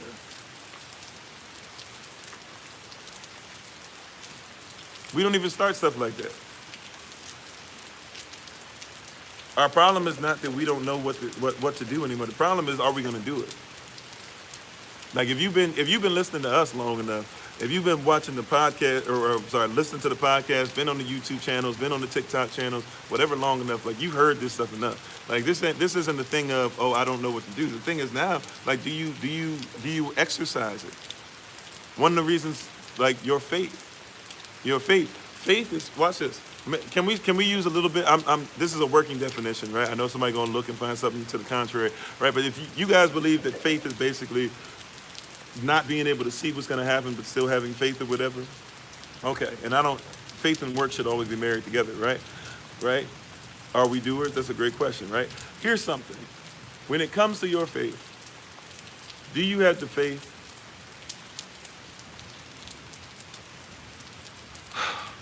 Do you have the faith of a mustard seed?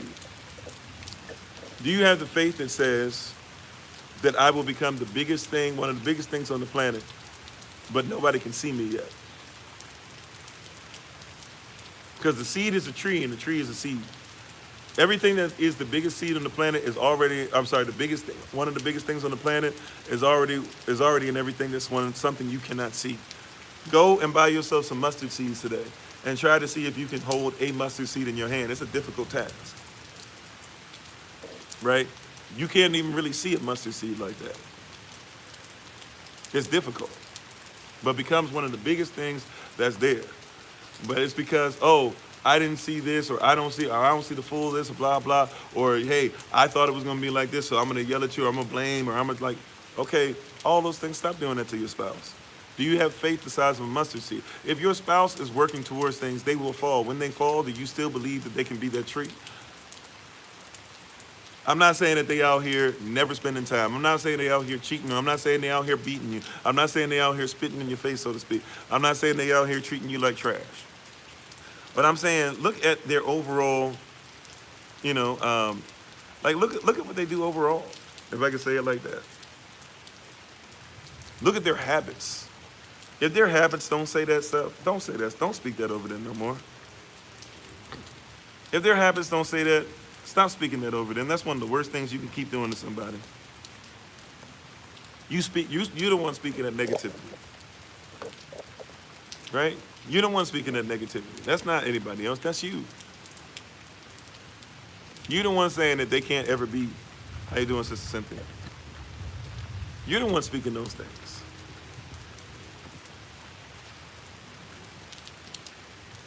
Ain't nobody else speaking that.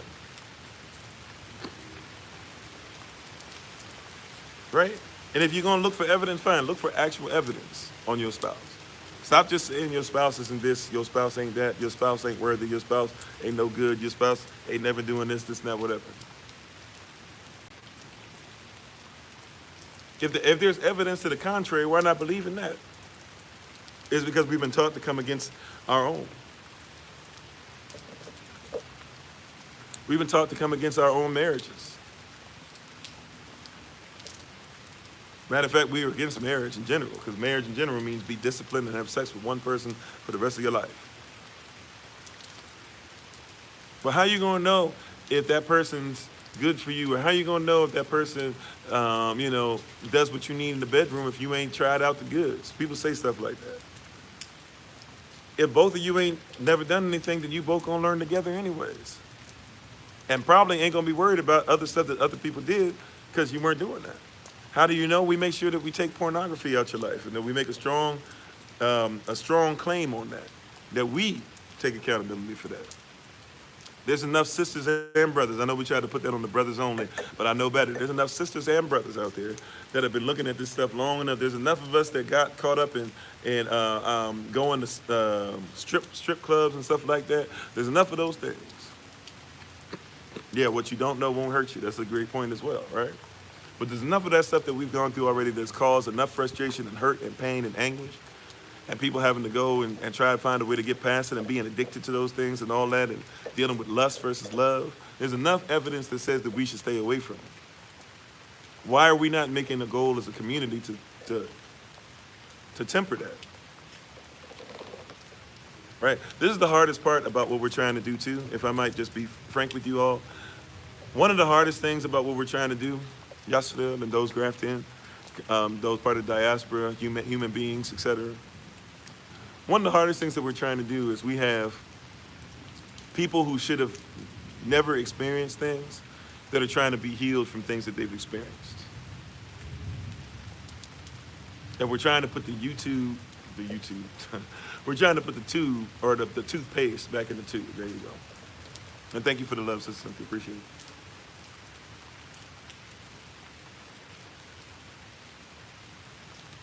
We're trying to put the toothpaste back in the tube.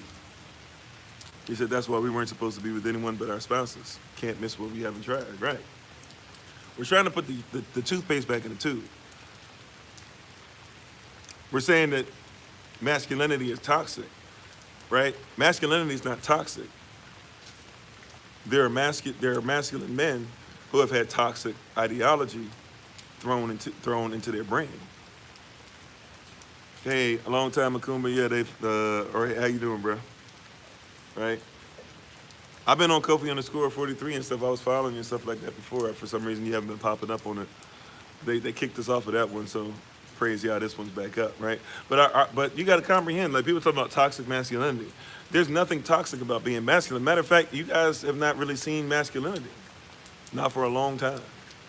Some of us have never seen true masculinity. Some of us have never seen an actual masculine man look us in the face. Because if you think that toxic masculinity is hitting somebody, hitting a woman, then you're wrong. Because masculinity has nothing to do with hitting a woman. That's being effeminate. Right? Talking about there's too much testosterone. These men have too much testosterone. If men have too much testosterone, they actually start getting more effeminate, believe it or not, at times. Right? And if men have too much estrogen, we want all this stuff. They need to do this and eat like women and do this and dress like women. If men have too much estrogen, they actually become more aggressive. If we're gonna be fully scientific, let's go all the way. Like let's keep it contextual. Let's keep it 100, right? Actual imbalance. So watch this. Testosterone levels need to be healthy for me. If I have better testosterone levels, then I'm actually more chilled out. You should want me to do things that help to fuel my testosterone. Naturally, of course. Right? But you should want me to do things that have more testosterone. If I don't have enough testosterone, if I'm not doing things that are masculine, as bad as this sounds to people, but scientifically speaking, if I don't have enough testosterone, guess what happens? I'm not interested in sex.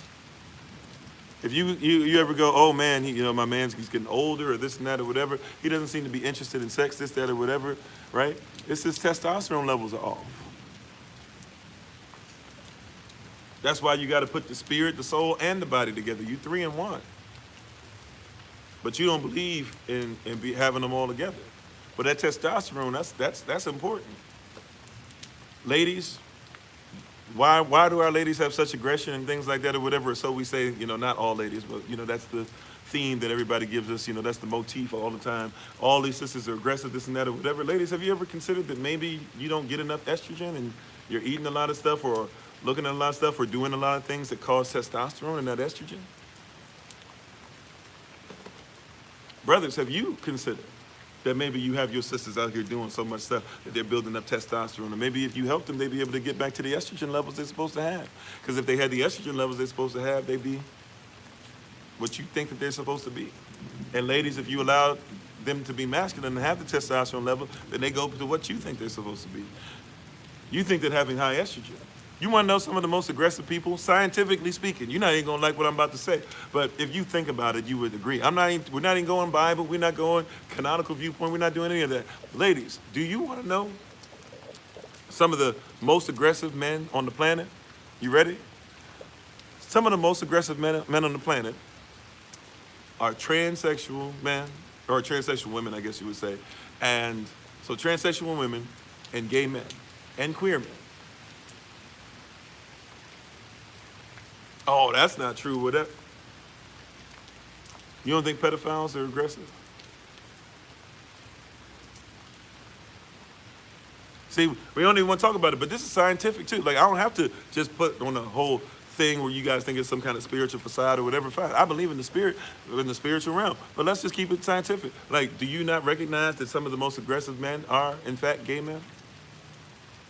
Do you not realize that some of the most aggressive men, right, men who don't have the testosterone that's necessary and their estrogen levels are high, are some of the men that rape other men in prison?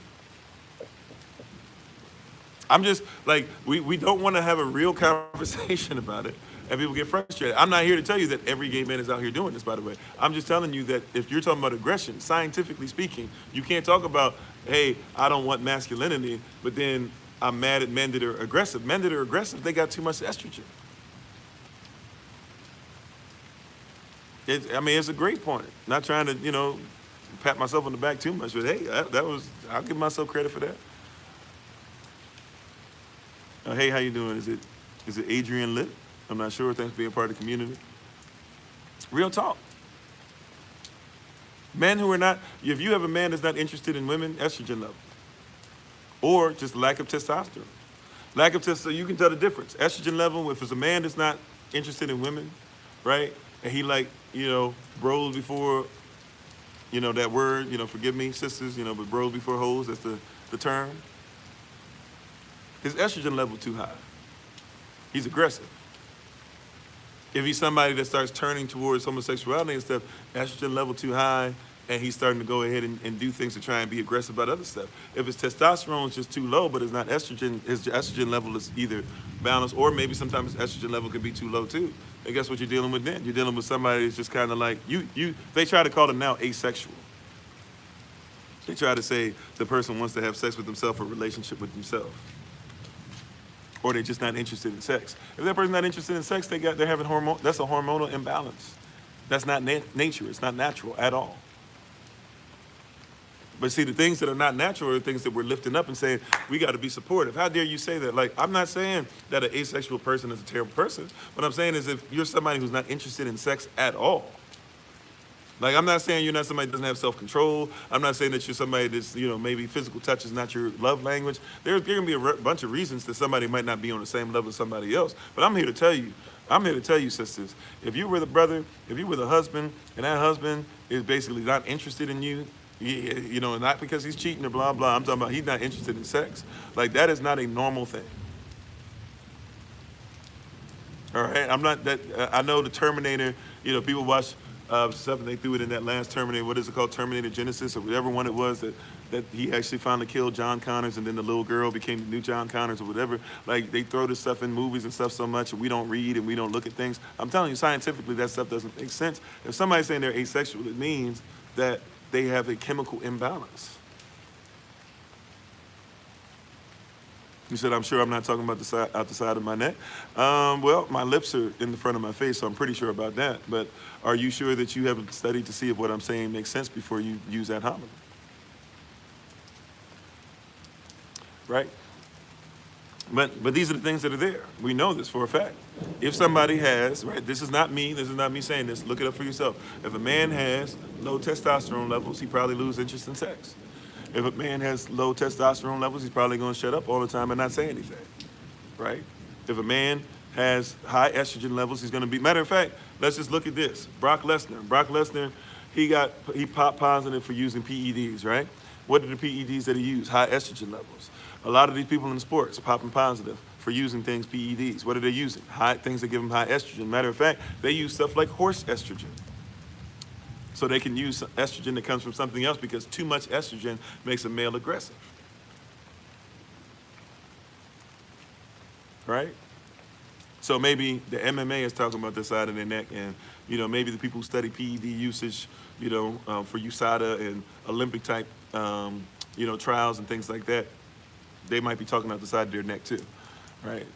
But you might believe them more, because they're white.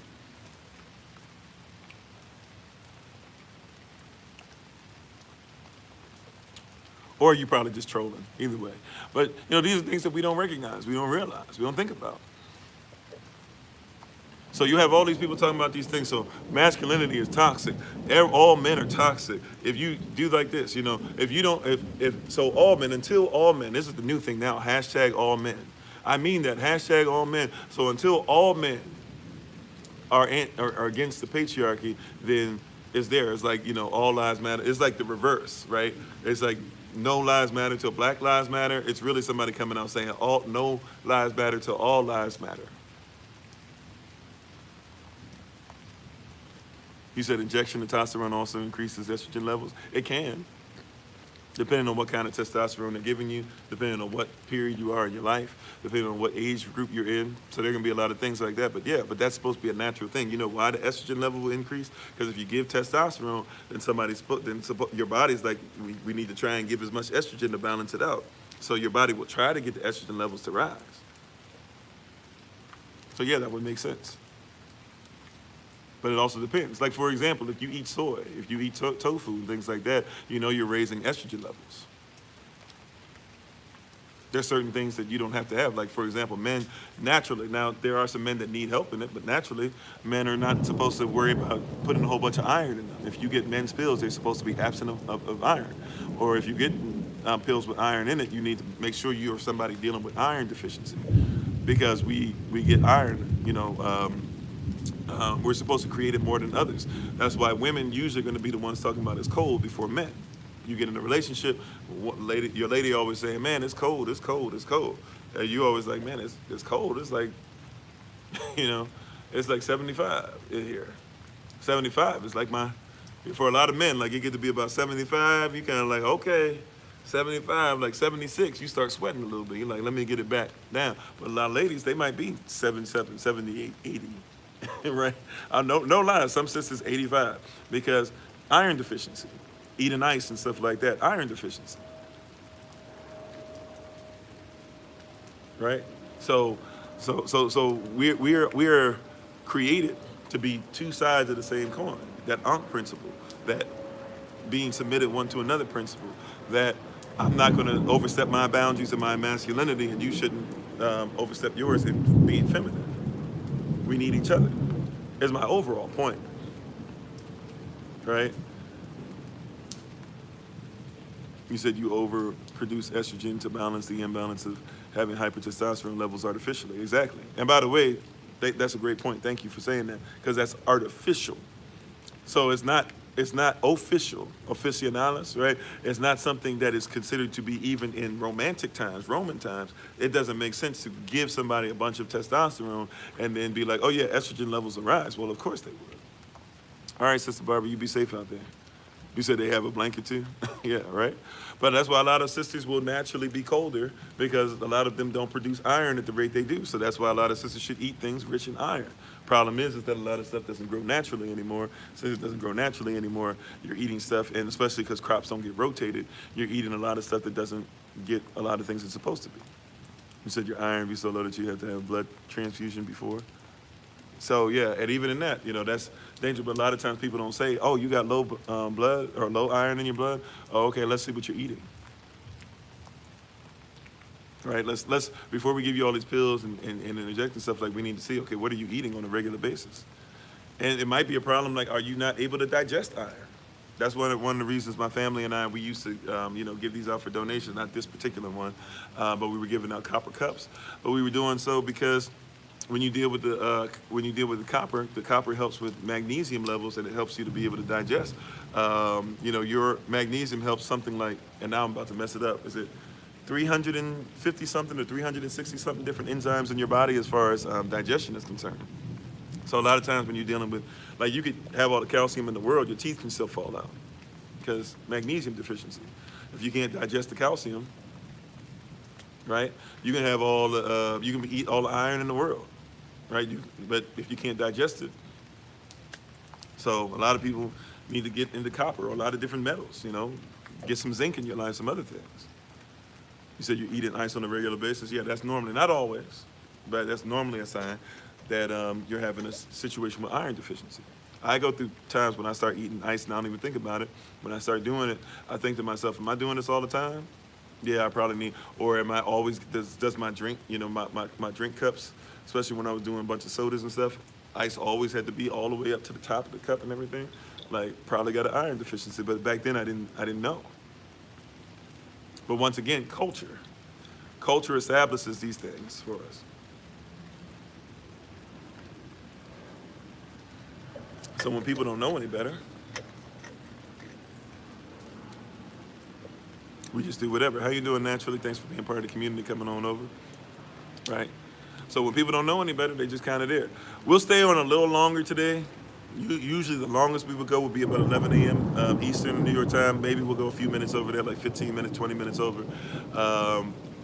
We still don't have Kofi_43 up. I thought it was supposed to be up, but it looks like they're trying to force it until like next week or so. I got to double check the date on it again to see when they say I'm allowed to go live on there. But yeah, you got what was I gonna say? I'm sorry. But yeah, but we're at least on here. We'll probably, once we get that up, we might try to do both for people that we lost so they can make sure, and we'll try to see if we can start transitioning people back over to Kofi_42. We'll use number 3 as a backup, so if something happens, but you guys just keep there. Yeah, but yeah, we do a lot of stuff with copper. It's very important. And make sure you got 100% copper too. A lot of people will give you copper and then it's copper plated, which is okay, but you want copper, right? You want to make sure you have copper. You said copper bracelets was used as a barometer for your health by the elders. Mm-hmm. And hey, how you doing, Datavion? Thanks for coming on over. So yeah, so a lot of people are not aware of how important it is. Copper helps you when you're grounded too. Like, one of the best things you can do, obviously today there's no sun, but there's sun, but obviously it's on the other side of the clouds. When you can get sunlight, go into sunlight, put your hands up for a little bit, right? When you do this, naturally, like if you can't go 2 minutes with your hands in the air without smiling, because you're already telling your brain, giving yourself signals. Have no shoes on, have no socks on, be grounded in the grass, 10 toes down, and then start drinking some out of a copper cup. You'd be surprised how much your day will change, just like that. How you doing, Rebellious? Thanks for being on. Apple user. I was trying to say applauser. Apple user, how you doing? Apple user 329. But yeah, like, these are things that are there, but we don't have culture. This used to be stuff that was guaranteed knowledge that you had to have. It used to be guaranteed you had to have these things. Thanks for being part of thanks for coming on over and following on here, Sister Bree. Appreciate it. Right, these used to be things that were guaranteed we had to have them. And if somebody's trying to connect or call in or do something like that, if you're trying to connect or call in, I don't mind it. Just, if I don't know you, just let me know in the comment section before you do. Sometimes people are trying to come on. Matter of fact, I meant to test it. I guess we might test it sometime. I don't know if somebody's available or not. I'm gonna put out a list of names if somebody's willing to. I know this is like last minute. Actually, maybe we'll do it next time. Next time when we come on, if you guys are willing to, we'll be back on this evening. Matter of fact, 8 p.m. Eastern New York time on all these platforms as well. But if you want to come and join us tomorrow, again at 8 a.m. Eastern New York time, I will see. You guys can let me know tomorrow or this evening if you want to try and come on live. Sometimes it says I can invite people on, but my mindset, it seems like my mindset has always been that you can't come on unless you have a certain amount of followers. But if you want to try, we can try a few of you guys, especially if you guys who are on with us regularly and we know who you are. We'd love to have you guys come on, ask questions, things of that nature. But yeah, so it comes back to culture. Once again, all these things we're talking about, the question was once again asked, how do we know that we're going down the right path when we're saying these things about historical context and things of that nature? Once again, not in our story, in the story, even in his story, can we in fact find evidence that he has, in his story, has been hiding things from us? And I think after today, it's pretty clear that the answer is yes. I'm sorry, you said some plants can be partnered in the same field to nourish each other. Oh yeah, most definitely. Matter of fact, you got some plants you should look at. There are plants that when you plant them, you can have one plant that grows straight up, right? And then you grow another plant like a vine that'll wrap around that. And then underneath that, you can plant a plant that just basically stays on the ground and grows around it. And you can have these things going straight up. Most definitely. Hey, Shalom, how you doing, Yashadel? Or Yashadel, excuse me. So, but these are things that are there, but we don't have the culture behind it. Somebody took it from us. So, but at this point, we're learning, we're growing, and we're putting this stuff out. Now, here's the deal. And we always say this, right? Study. Study, study, study. Don't just go off of what somebody's saying just because I say it. Don't go off of because I'm saying certain buzzwords that you key in on. Don't agree with somebody because they're the same skin color as you. Don't agree with somebody because they went to the same college or they can put up the same, boule symbol and stuff and say that they're part of the same fraternity or sorority or whatever that you are. Don't agree with it because of whatever. Like, agree with it because you actually can research it. I'm not giving you anything today, as we oftentimes don't, right? There's very few things that I give that it's like, it's beyond the realm of comprehension how to grow something. You said, so is it natural not to eat meat? Yeah, it's natural. You can eat meat. Your body can do either or. What you really have to start getting into, like my wife, she's a herbalist, so she teaches on this stuff. So she's a better teacher in this. But however, she's taught me and taught others through class as well. But she's taught me that basically one of the things you have to be careful about is what kind of meat. If you're going to eat meat, which I do, I eat meat. You have to be careful about what kind of meat, mixing the meats together, and also certain things. Like, for example, if you're going to eat bread with meat, a lot of people think that that's just normal. Yeah, it's just a hamburger, right? If anything, you should have a hamburger without bread, a hot dog without bread. Why? Because it's actually, your body has to digest multiple things, right? Your body has to concentrate on one or the other. Just like your spirit got to concentrate on one or the other, your body got to concentrate on one or the other. What happens is that you're trying to eat a bunch of stuff, and all of them can be great for you. Like, you can get nutrients out of meat, right? But if you eat meat with bread, your body has to make a decision, which one am I going to digest? Now, your body might be great at digestion at one point, so maybe it can do both, but you're actually putting more work on your body, right?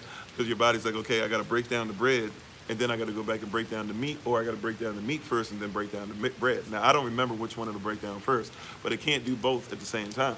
So when you put both in your system, you're saying work twice as hard. But then you're not going to stop eating, because a lot of us don't just eat one meal a day or something like that, right? I keep a Israelite diet, if that's what we're saying, kosher. Sometimes that can be different, but yeah. So, but what I'm saying is, regardless of what diet you think, like, we don't know. So, like, a lot of people don't know. So it's actually better for you if you're going to have a sandwich. You should actually have a sandwich with vegetables on it with no meat, because the bread and the vegetables actually can be digested at the same time. But even in that, you got to see, like you can look up this stuff to see which ones are which, right, and which ones are suggested. But there's certain things that, like, yeah, the FDA is going to suggest, or CDC or different groups will be like, oh yeah, you probably shouldn't eat this fruit with this vegetable, or this fruit with this fruit, because they're probably going to digest differently, or it's trying to get different things out. So those are things that have to go together. But yeah, you can eat meat, even biblically speaking. We were created before we were supposed to eat meat. However, eating meat was allowed on the ark. Your body can handle it. But yeah, it's probably, even though I eat meat, I will admit, I wasn't eating meat for a while. And then I got out of it, unfortunately. But, it's more so knowing what you need to eat together, what you need to combine. Certain things you shouldn't combine. Then also, too, you should look at your body type. Like, if you have a bunch of, if you're, I don't know the best way to say it, so I'm not trying to be disrespectful. I'm a little overweight myself, okay? But like if you got a little weight problem, or if you're, please don't take offense. I'm just trying to get you to comprehend the context. If you're eating things, and let's say you have a problem with like a little stuff that's a little fat or sugary or gooey even, right? Like you probably shouldn't eat fat, sugary, or gooey things at that moment in time.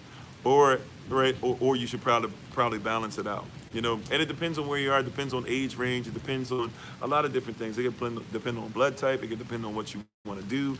There's a lot of things that go into it, right? But there's a lot of different things that go in. But like I'm not here to teach you on that per se, but I'm just saying it's culture. These used to be things that we were taught, we knew, all these different things, right? My wife, she has a lot of different things, tinctures, medicine, things of that nature, to be able to help out with things. And she also, as a herbalist, can sit down and talk with you better than I can. So if you want more information, just get in contact with us, let us know, and we'll get back to you ASAP, or I'll get you her information ASAP. But yeah, there's a lot of different things. Excuse me. There's a lot of different things that we're just not aware of, and we're not aware. But those used to be things that were there. It was guaranteed, and it's a cultural thing. Once again, people don't like to talk about culture, but it's a cultural thing. It's something that establishes who you are.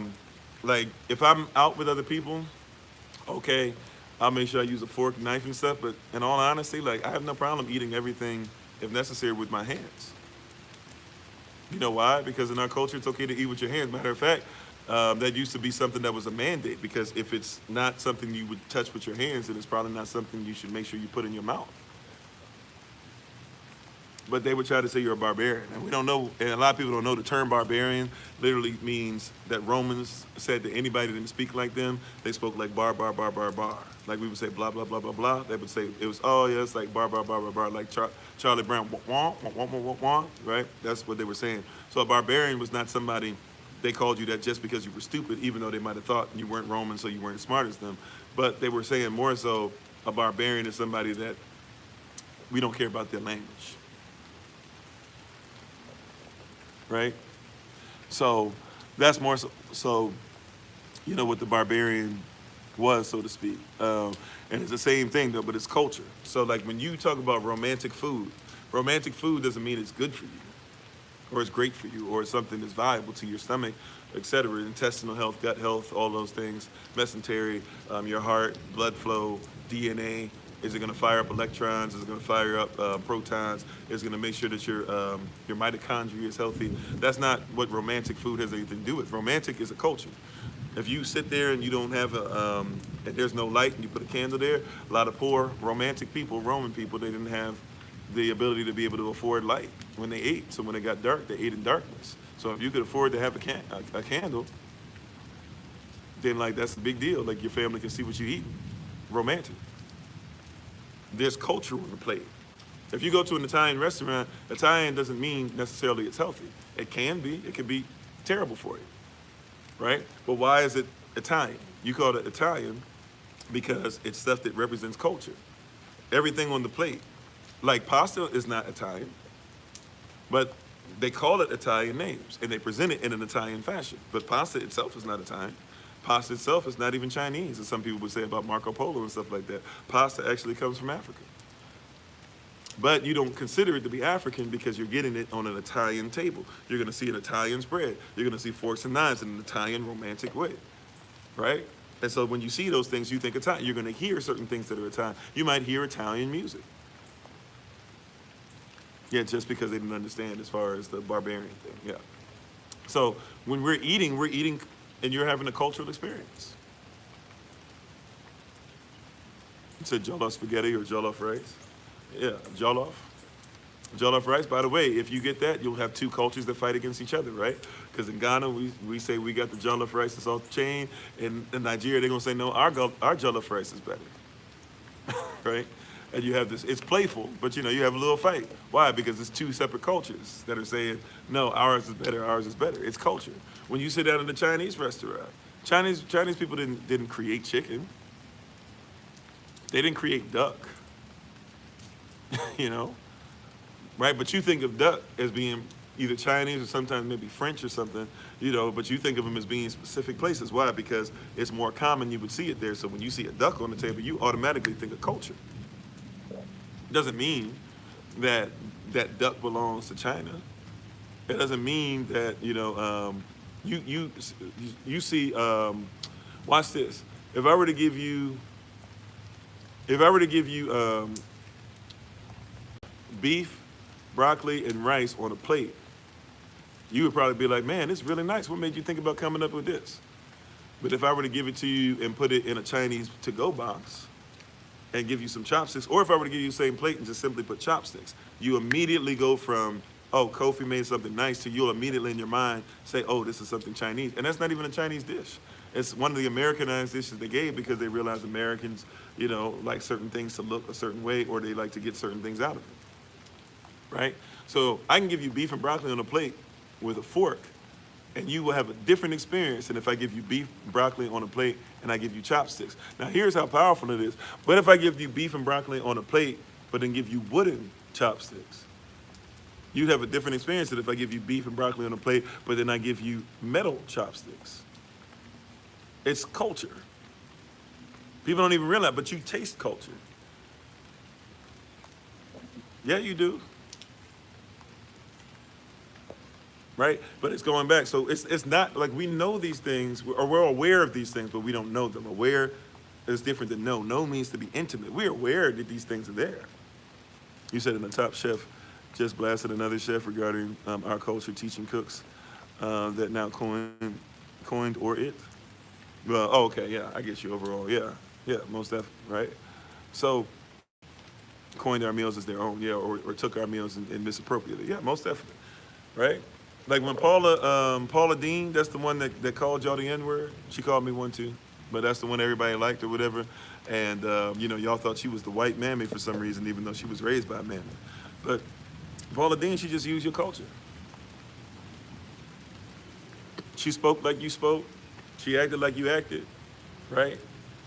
But then behind the scenes, somebody heard her do what they, say what she thinks about you. But she was giving you your culture. You were eating. That's why that's why a whole bunch of black people are like, I don't care if she called me an N-word or not. I want Paula Dean back on television. You know why? Because you like the fact that she presents your culture. You didn't say, hey, put a black woman up there who basically would have been the one to teach Paula Dean all these things. But you like the fact that she presents your culture. That's why you like Paula Dean. You didn't like her because she was black, white, whatever. You like the fact that culture was on your plate. Even if it was culture that ain't necessarily the best thing for you. But you didn't care. You were like, hey, somebody out there saying something nice about me. That's why y'all tried to say Bill Clinton was the first black president. Because somebody taught you a long time ago that playing the saxophone, smoking weed, cheating on your wife was black. So you said, oh, okay, cool. Well, I'm cool with that. Bring Bill Clinton. Why y'all talking about Bill Clinton? Nobody's perfect. He's the lesser of two evils. I don't need him to worry about being a good husband to his wife. I just need him to make sure he runs the country. That's why y'all said that, because you were like, hey, somebody give me my culture in some form. That's why you like it when you see white people doing TikTok dances or something like that. And you're like, oh, man, they pretty close, right?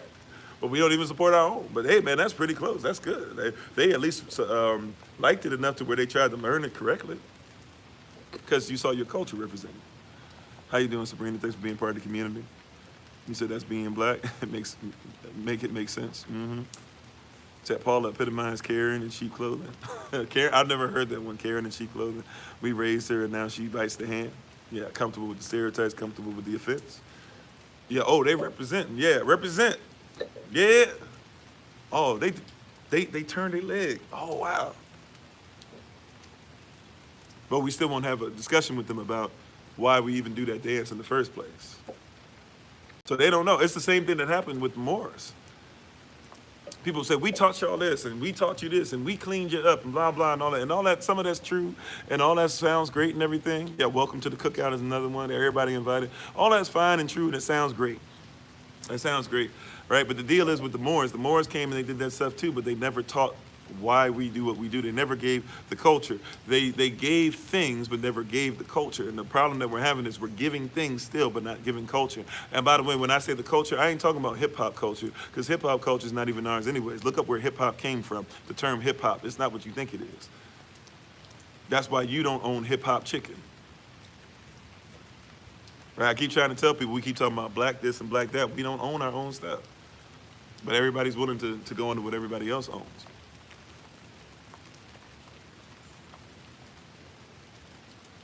Talking about I came from a black neighborhood. I came from the ghetto. You don't own stuff in the ghetto, so it's not black.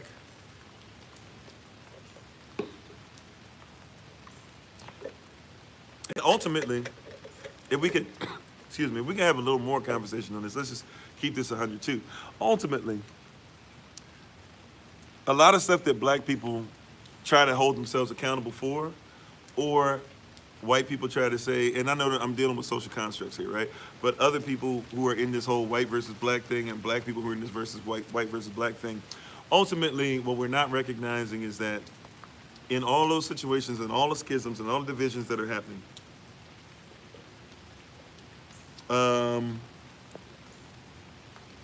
well, I'm not sure where we got this from or if we have more of these or whatever, but if you want to reach out to us once this video posts or whatever, or you can just go wherever to see on some of the videos. I say you probably got to go to where it says videos on our YouTube channel and maybe scroll down like 4 videos or so to where we have stuff in the comment section. I got to catch up on that. But we have different ways that you can get in contact with us or whatever, and we can make sure that we get you that information. I'd have to talk to my wife about that. However, like when it comes to all these things as far as what's going on, you got to recognize and see what's happening, and all these things is just basically we're fighting about things that don't have culture attached. Like the reality is we're fighting against things that don't have culture attached, and we don't want to have an honest conversation about it, right? We don't want to have an honest conversation about what these things are going on, right? We're getting into divisive things and trying to figure out who's better than the other person and who's winner and who's this and all this stuff, and we're not recognizing that the culture it comes from. For example, people argue over the Bible. Once again, if you don't know about Shuts is the first word of the Bible, you already don't know what the Bible's about. I'm sorry. Like, you really don't. It's the first word, and it's telling you what's going to happen when Yeshua, who people try to call Jesus now, is coming. Even if you think it's allegory, you don't know what the Bible means, even if it's allegorical, if you don't know what Badashat means. But we're having arguments about stuff that people don't know. You can't tell me about Kemet and Kemetic gods when Kemetic people don't have gods. It's a different culture. It's a different belief system. You think it's a way of saying how spirits do things in somebody else's culture. They don't have gods in Kemet. It's not a catch-all word. What happens is the reason we believe that is because a certain group of people have had enough power in certain places in certain ways and so long that whatever they say goes, and so you think that God catches everything. But God is a specific thing that came from a specific place in the world.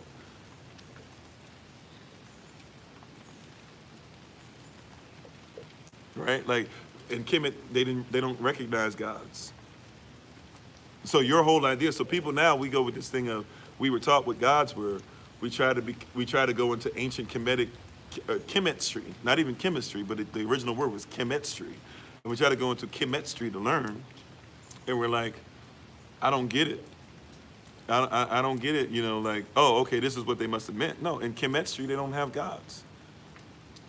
So it's not my canonical viewpoint, but if I'm going to represent that canon, even in argument, I have to at least make sure that I know what that is. You said, don't steal our culture and call it yours, that's all. I mean, yeah, that's true. We could say that that's it, right? And that's very great.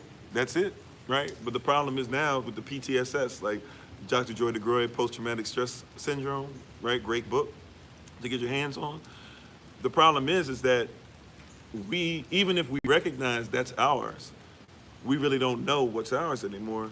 So we have to actually go back and undo the trauma of being something that we were not. That's really the greatest trauma that you can have, is try to be forced, or somebody forcing you to be something that you never were supposed to be in the first place.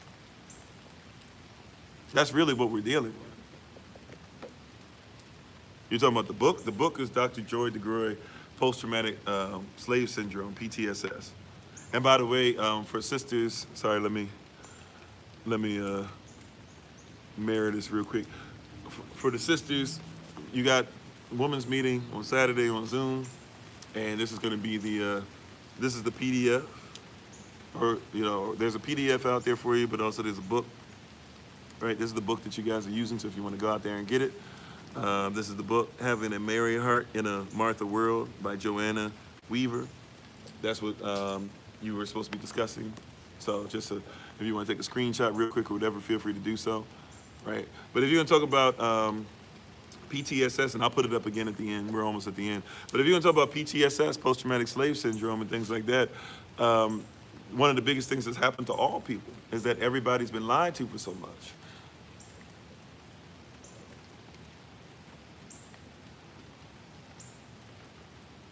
Right? We have to, we have to recognize that we're all messed up.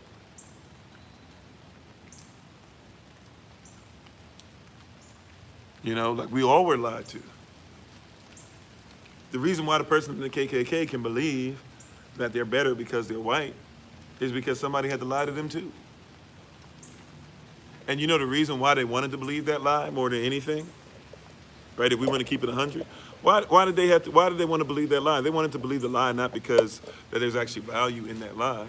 That's not why they wanted to keep that lie. Right? Well, you have a great day, Stormy. The reason why they wanted to keep that lie, or they wanted to even listen to the lie, is because they've been going through crap themselves. They were owned by this country themselves. They're still owned. And so they're trying to, like we trying to, they're trying to get their own land to be able to do what they want to do as well. And they've been told that we're the problem by somebody who was lied to as well, or is using the lie to be able to make sure they have power. Like, these people know the truth. Even David Duke and Farrakhan, two people that supposed to be anti each other so much, who still get money from the same place, right? But supposed to be anti each other so much. I'm not here to talk bad about, Farrakhan. I'm just trying to tell you there's a lot more to this than what people think. But even in all that, guess what? Both of them will tell you, oh yeah, like, we know who actually own black people more than anybody else. And it's people who you now call Israel. It's Jews. Hey, how you doing, boss? They'll tell you. Because it's a fact. And like I said earlier, these people aren't trying to be over you or try to be against you or trying to get you to do things just because it's black versus white. The people who are the 1% of the 1% of the 1% of the 1%, et cetera, like the thousands of people who have any kind of real true power, right, that exists on the earth, like for real, they could care less about all the stuff that you argued about. That's why you have to make sure that you do some things for yourself as a diaspora. The second that you have, like here's the deal, it won't happen, but it won't happen because people are so stuck in the system, unless the system falls. That's why I'm not concerned about trying to save America or trying to save the world. People that want to come out of the system and come together and do something, let's do it, right? But it's not my concern to try and heal the world, make it a better place for you and for me and the entire human race. Sounds great, Michael, but that's not my goal. You know why? Because the system could easily fall tonight if everybody just said money's not real. Look up the definition, by the way, of currency. Currency has to be an agreed upon. It has to be agreed upon. If people said that pieces of paper, or if you look at pieces of cloth or whatever, if people said that we're going to use those pieces of paper now as toilet paper, then it would stop. Like the whole government. The whole government wouldn't even shut down, because then it would go to, you would actually find out what's real. They start saying, okay, who are the haves and have-not? Do you have land? Do you have food? What can you trade? But right now, if you were to get rid of money, money's not even real. The reason why you go to work is because of money. You think money's real. If you said, I'm not going to work because money's not real, if everybody said, I'm not paying with stuff for money anymore, you would find out real quick that a lot of people and a lot of businesses you think have power have none. Right? It could happen that fast. If you have people that said, okay, we'll only spend money on stuff that's going to make sure it's real, you could have 10,000 people come together today, and 10,000 families give $1,000, And if you could have 10,000 families give $1,000, you could own land, start growing your own food, be willing to live in tents and stuff for a little bit, build up your land, build up your homes, and be done with it. Like, it could happen. But that's not the issue is that people are stuck in the system so much.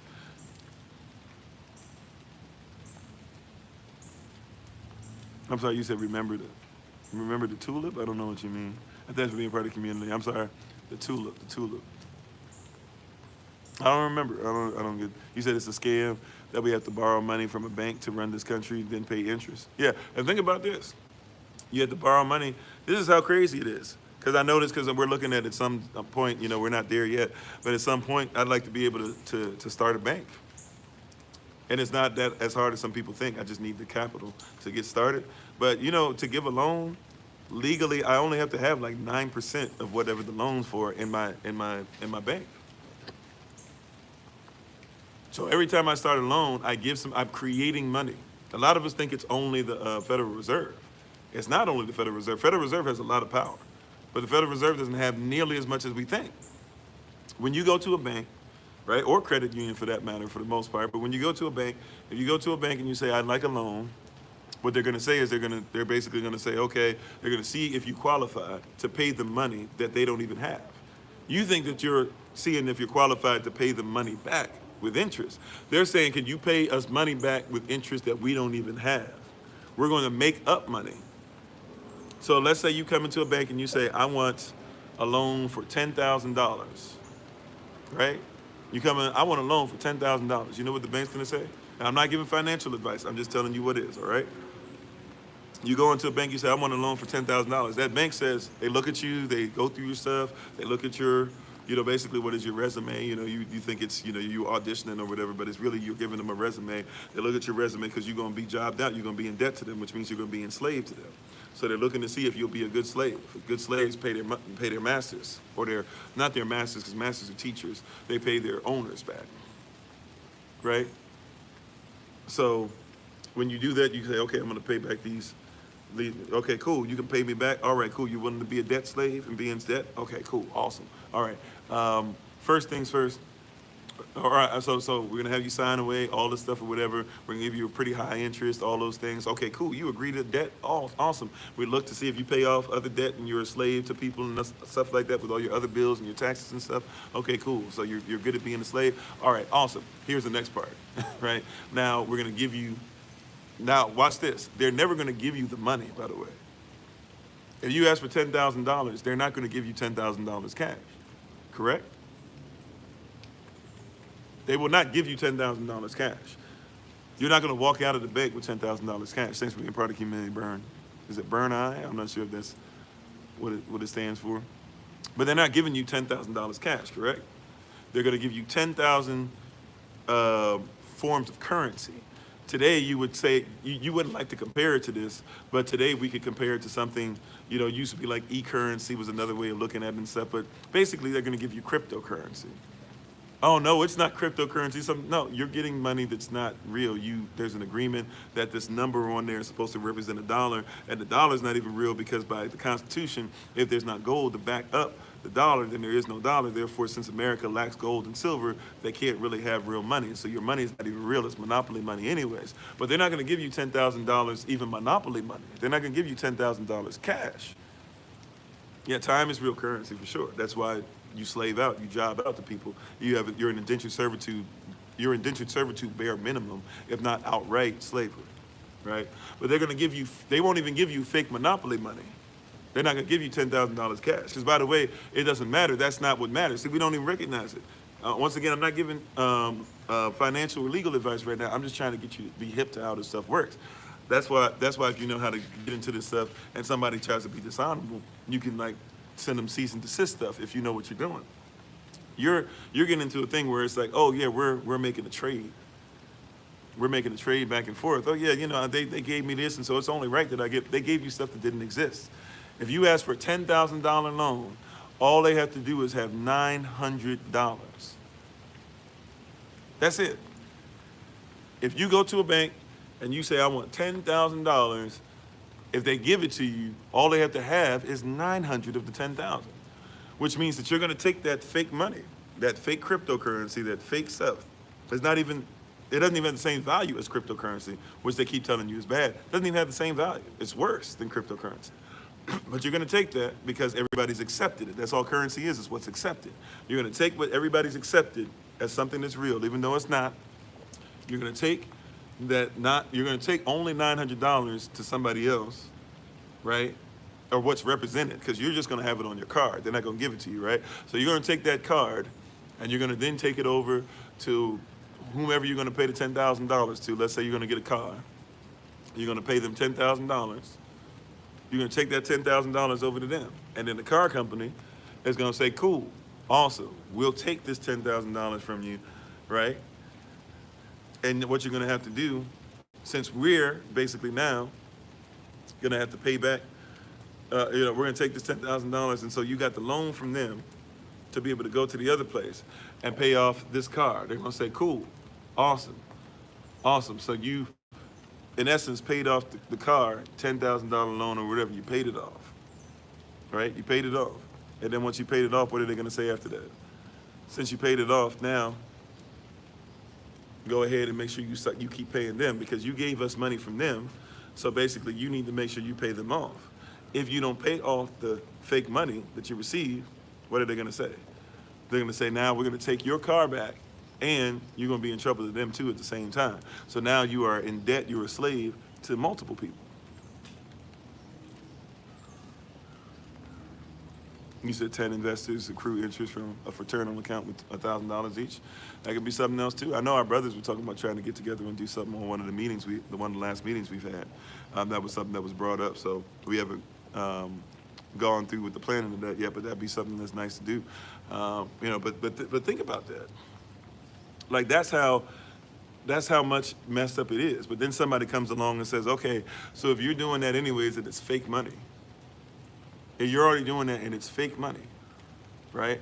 Then why don't you just go ahead and say, hey, we'll just go ahead and be all in on this, right? Or if you're gonna use fake money anyways, this is something else. Now, I'm not trying to say we need to do it this way because I don't want you guys to go into debt, but if you're gonna go into debt anyway, just people that have just said, a bunch of people that came together, got loans and said, okay, we'll just go ahead, 10 people get a loan, we go ahead and buy land, we go ahead and own the land or whatever, we pay off our loans.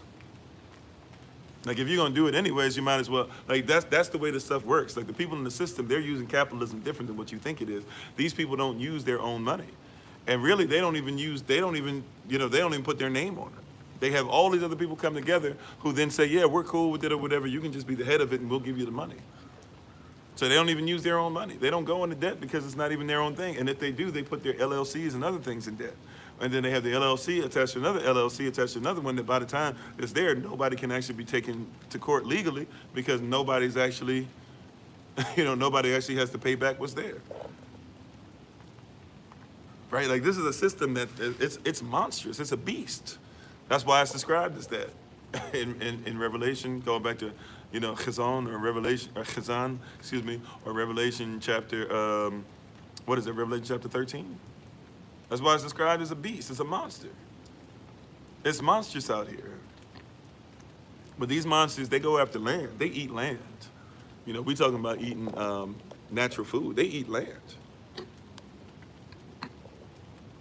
We think money feeds the beast. Money is what the beast gives you, so you can have arguments over money. I like the way Chris Rock said it a long time ago. He said people think Shaq is rich. He said no. He said people think Shaq is wealthy. He said no, Shaq is rich. He said the person who pays Shaq is wealthy. He's like, here you go, Shaq. Here's another check I write you. Go get some more rims on your car. Bling, bling. Right? Now, Shaq has been done well with his money, but I'm just saying, like, the point still stands.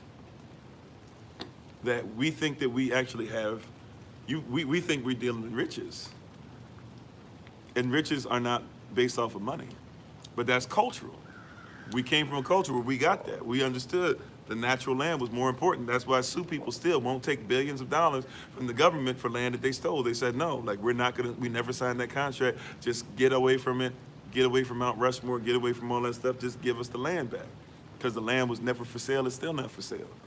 because they recognize the land is more. If the government, think about it, the government is willing to give the Sioux people like billions of dollars, $2-3 billion, somewhere in there, just to say, please leave the land. If you're willing to give me $2 or $3 billion, that means that's a fraction of what it's worth.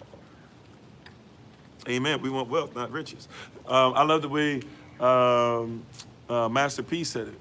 Master P said that he went into a record company. They were talking about they were going to give him $1 million, $2 million, somewhere in there. And so he was like, I'm thinking about it or whatever, but, I don't really like the offer or whatever, but I'm going to think about it. And the guy said, well, if you leave, and definitely if you don't come back, you're never going to work in this town again, right? So he left. His brother was upset, was frustrated, was cussing him out. Why we leave this, blah, blah, you dumb, you stupid, this and that or whatever. And he said, he said, if that man was willing to pay me $1 million for what I do, right? He said, think about how much I'm actually worth. And then he gave something that was more worthy. See, that's the problem. Remember we were talking about you are the ATM machine on Monday was the last day because we got kicked off on Monday. So Monday, you are the ATM machine. Like, you're chasing the money, and money's not the real thing. Money is formed around, money is centered around. See, money has no value unless it's backed up by something. If there's no gold or silver to back it up, then your work has to back it up, or your job has to back it up, or your toiling has to back it up, or your time. Something has to back up money. So money has no value unless there's something underneath it. There has to be a foundation to whatever your finances are, right? Whatever your finances are, they have to be founded by something or under something. If there's no foundation to it, then it's not real. So we're having this situation about things, and we know this culturally. Like in Ghana, we have the Gold Coast over there. It's called the Gold Coast because there was so much gold that like people would trip over it and kick it. Like people made toys. You go over to Aztec land, which is many different tribes. Little children had toys that were made out of gold. It was a plaything. Because it's not as important as what you think. Matter of fact, the gold has more relevancy being touched or even eaten because it's giving you health things more so than it does as far as that. I'm gonna be right back, TikTok. I'm gonna disappear for a second. Right? But a lot of people are not aware of those things. We gotten away from knowledge of self. We're not aware of it because we got away from knowledge of self.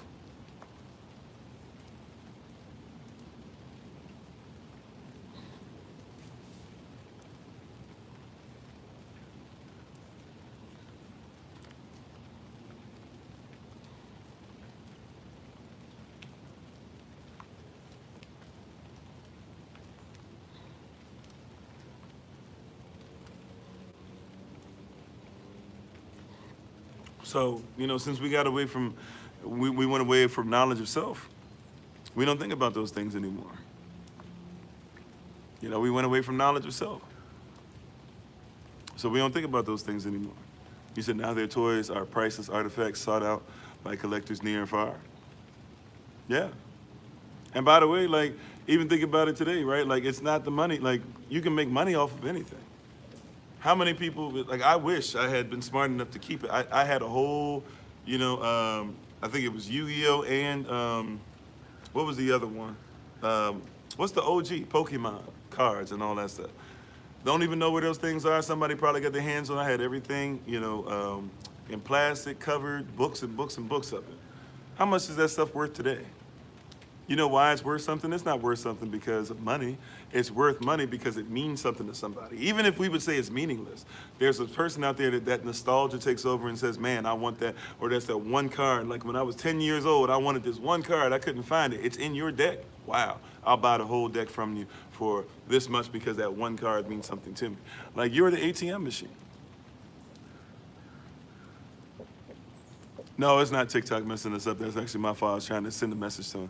Well, it's not my fault. I was sending a message to someone that needed to get a message. Thank you for the love, though. All right, thanks for the love, Brother Clemens and Cynthia. You said you used to have them too? Yeah. Baseball cards.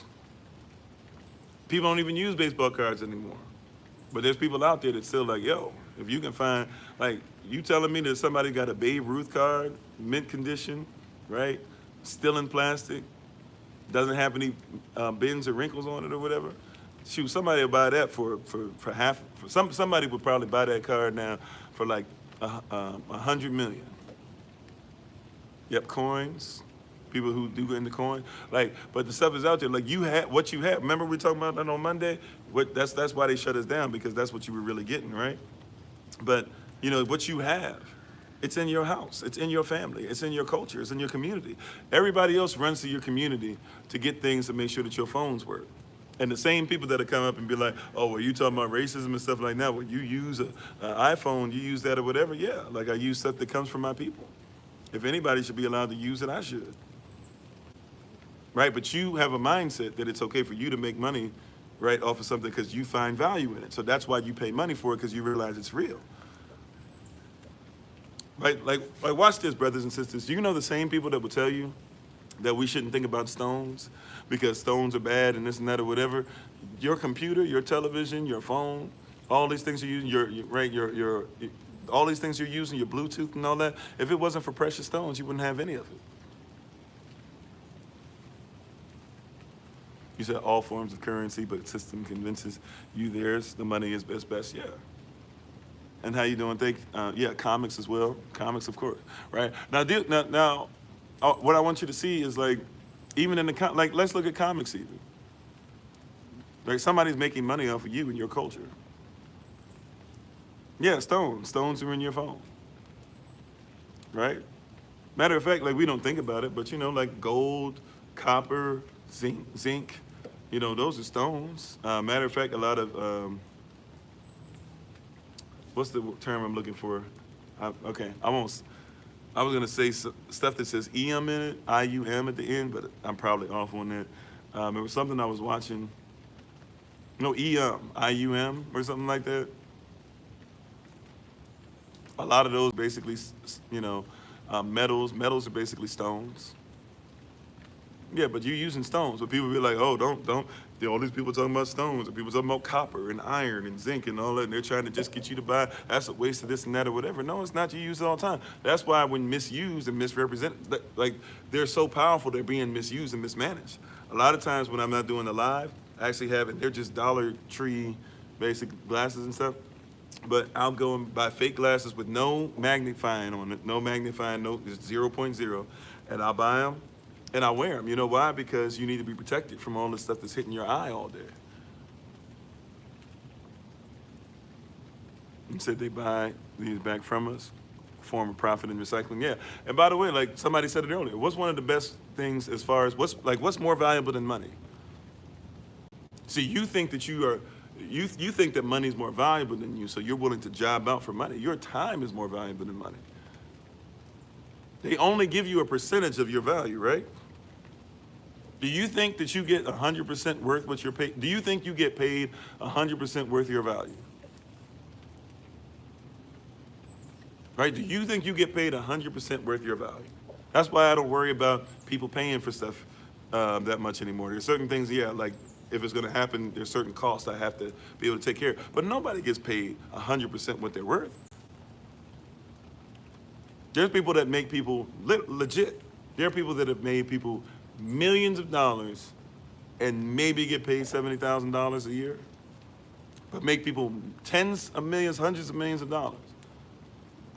Probably gonna, you know, hopefully gonna have some kind of contract happening where I'm gonna be able to do some stay-at-home stuff or whatever. I'm not going into slavery mode. I might do a little bit of indentured servitude and that's it, just for a minute, right? But like I'm not. Like you'd be surprised. Like I'm not. I'm willing to, because I recognize I'm going to be contracted or whatever. But you got to recognize, like you're dealing with. Like let's say you make, and I know this from family that still works for the government, right?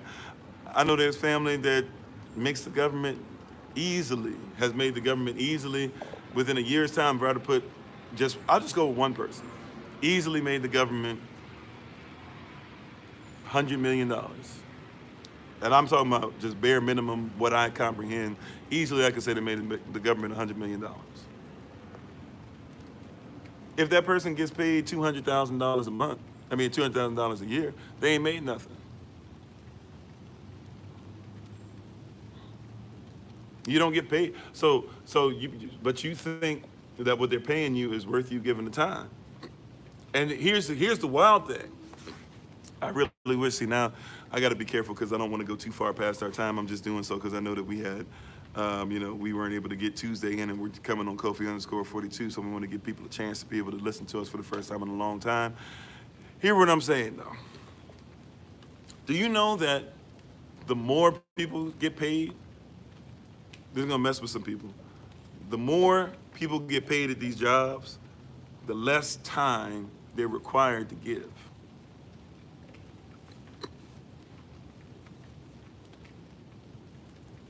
Now, I didn't say the less responsibility they have, but the less time they have to give. You said life insurance, taxes, think of how much over a lifetime, yeah. And train that you can't create that business for yourself. But I want you to hear that, right? People that make more money actually spend less time. Now, I'm not saying when they're there, they don't work, they don't focus, they're not doing certain things. I'm not saying that sometimes they don't have to do stuff away that you're not worthy of. I'm not saying they don't have more responsibility. But what I want you to hear, you said unless what you're doing you love. Well, right? But hear what I'm saying. When you make more, you actually spend less time in the job situation. Now, if you're building your business or whatever, that can be different, right? There's different stages. But the manager doesn't have to spend as much time as the person that's the bottom team member. You said facts to hours I toil make me tired to do anything. Yeah, you said don't get salary. Then you back to pennies hourly, more hats to wear, more time. So for real, right? But the person who makes more money than you, they spend less time. The president of a company, the CEO of a company, does not spend as much time as the person who says, may I take your order? The person, right? But they pay you not for your time at that point. Somebody's gonna get messed up. So you need to put time in and training to get to that place. But they're not paying you for your time when you get to a certain level. They pay you for your time when they're just like, okay, you job out, you toil. That's what the word job means, to toil. So they pay you for your time when you toil. When they're just like, well, this person will bend over, this person will just show up no matter what, this person, blah, blah. This person's not in a position where we trust them to make decisions and stuff. We don't trust them to make decisions, we trust them to give time. Now, my time is important. If you're going to see, that's why people who make more money, when somebody says, I need you to do something else, then they start negotiating for more money. Why? Because my time is valuable. Like when you start having your time, hear what I'm saying? When you start having more time, you don't just give up time for anybody. Like even if you just making it, like I don't make millions of dollars, I don't make hundreds of thousands of dollars, right? But I make enough to where I'm comfortable, right? And I don't have to worry about reporting in or checking in with anybody. I don't have to be apologetic for it or anything. Like I've done 9 to 5. I've done double shifts. I've done two full-time jobs. I've done 2 full-time jobs and preaching and teaching and trying to get stuff started. Like I've done all that, been there, done that. My father did it, been there, done that. I put my time in for that, right? I know I'm only 40 years old, so some of y'all still putting in time and stuff, but I've been done with that for about 2 years now. Not even completely. Like I said, I might do a contract here or there, but I ain't doing 9 to 5. I'm done with that. Praise Yah. I've learned how to be successful. I've learned how to take care of things. I've learned how to watch over finances. I've learned how to do these things or whatever, but they're not paying me. Like if you're gonna ask me for time, then you're gonna pay me for time because I have too much time. And so if I'm gonna give up my time, right, because I give my time to things like family and food and growing food and supporting people and speaking in people's lives. If I'm going to give that up, then you're going to give me something that's worthy of it, right? But when you get to a certain level, they don't pay you for time. If you're still in a job situation, they're paying you to be able to make sure that others use their time.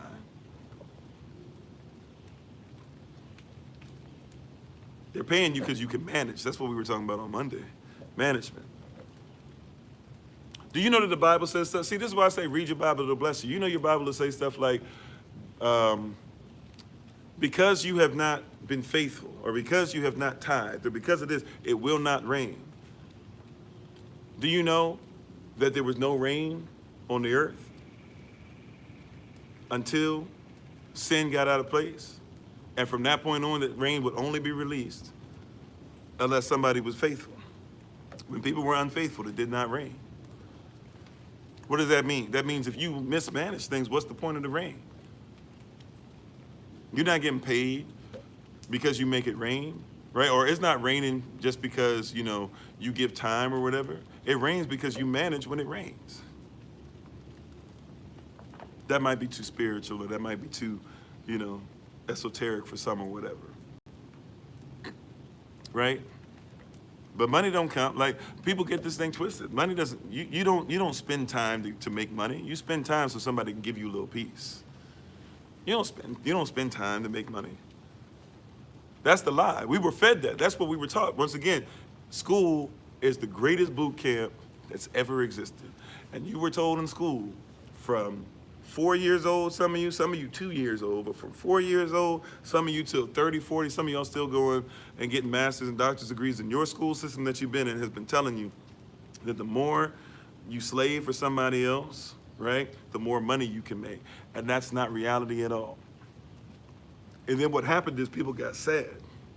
People get sad because what happens is you go through traumatic experience. You say, wait a minute, Donald Trump didn't have to do that, even though he was born into a family, I get that. But you're like, Donald Trump didn't have to pay taxes. Well, you don't have to pay taxes like that either. You just don't know what a trust is.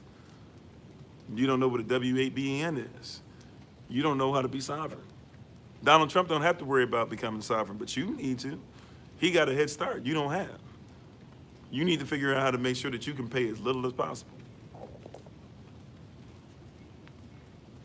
Right?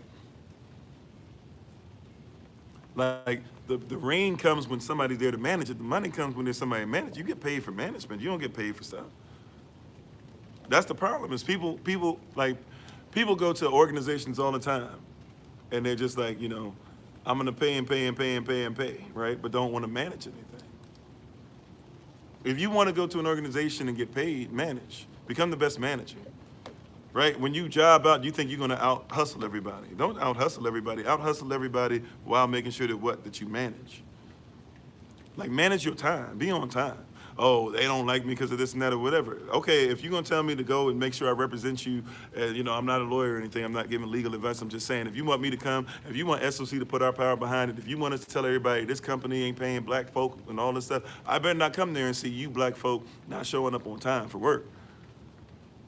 You know what I'm saying? Yeah, we're stewards, right? I better not show up and be like, okay, we're going to put all this power behind it, black folk, and then come to find out, oh, y'all ain't even showing up on time. That's mismanagement. And then the problem is, then you want to have your own business, but you can't manage. Watch this. If you can't manage another man's stuff, then you can't manage yours. It is amazing that people haven't gotten this principle yet, but Yah, before he blesses you, he will always see how do you manage somebody else's stuff. Everybody just getting in. I can't wait till this happens for me, and this is what I'm going to do. And when I get the house, and when I get the car, and when I get this is what I'm going to do. This is what I'm going to do. The Most High wants to see, what will you do for somebody else?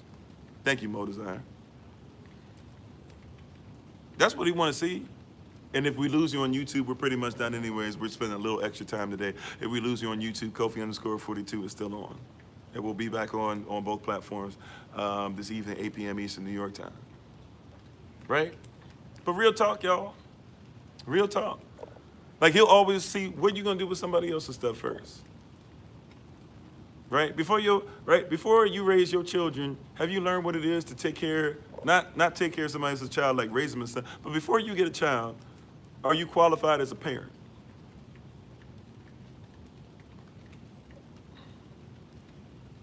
Right? Before you talking about being somebody else's wife, can you be your Yahweh's wife first? Now, he going to put you in a situation, can I see what you do with something else? Before you talking about, I'm going to make sure I have a business like this and that or whatever, like, can you hearken to anybody else? You know what, I'm tired of this. I'm tired of what so-and-so, the girl at work, old girl at work, she's trying to do this. She's always trying to take over me. She's always trying to overtalk me, this and that or whatever. I'm done with her. I'm going to do my own thing. Like, you can't even humble yourself to her. Well, I don't like her. Like and love are two different words. You don't have to like nobody, but you better love somebody. Oh, I know you don't like that. You got to love your enemies. It didn't say like your enemies. It didn't say bow down to your enemies. You don't have to like me. This is the thing that I don't get. People be sitting up here because you don't like me or you don't like my presentation, you don't like the way that I look, you don't like the fact that I don't agree with everything that you said. Like and love are two different things. Like, I don't even know some of y'all. So, yeah, I can say I like you, but I don't know you enough to say whether I like some of you guys or not. Some of you, we've never had a conversation. It doesn't mean I don't love you. That's why I'm here. That's action. There's times I don't like myself. Still got to love myself. Hey, make sure that you dress, make sure that you clothe, make sure you got the smell goods on, make sure you put on that lotion, make sure you put on that shea butter. I might not like myself, I still gotta love my wife. Make sure that she's dressed to the T, make sure she feel comfortable, make sure she's confident, make sure she got everything that she need. Like, her and I might not be getting along, still gotta love her. Because like and love are not the same thing. You better love and not like. If you think that everything is just about what you like, then I was listening to somebody the other day. See, this is why culture is important. I was listening to somebody, and I was so frustrated. I wanted to shake the screen, right? I almost cussed. Y'all forgive me, right? I'm just being honest. Like, it made me so infuriated, right? Because it's somebody who I have mad, respect for because she's a queen in the community, but sitting up there talking about, I'm not going to make any, what was she saying? I'm not going to make any apologies.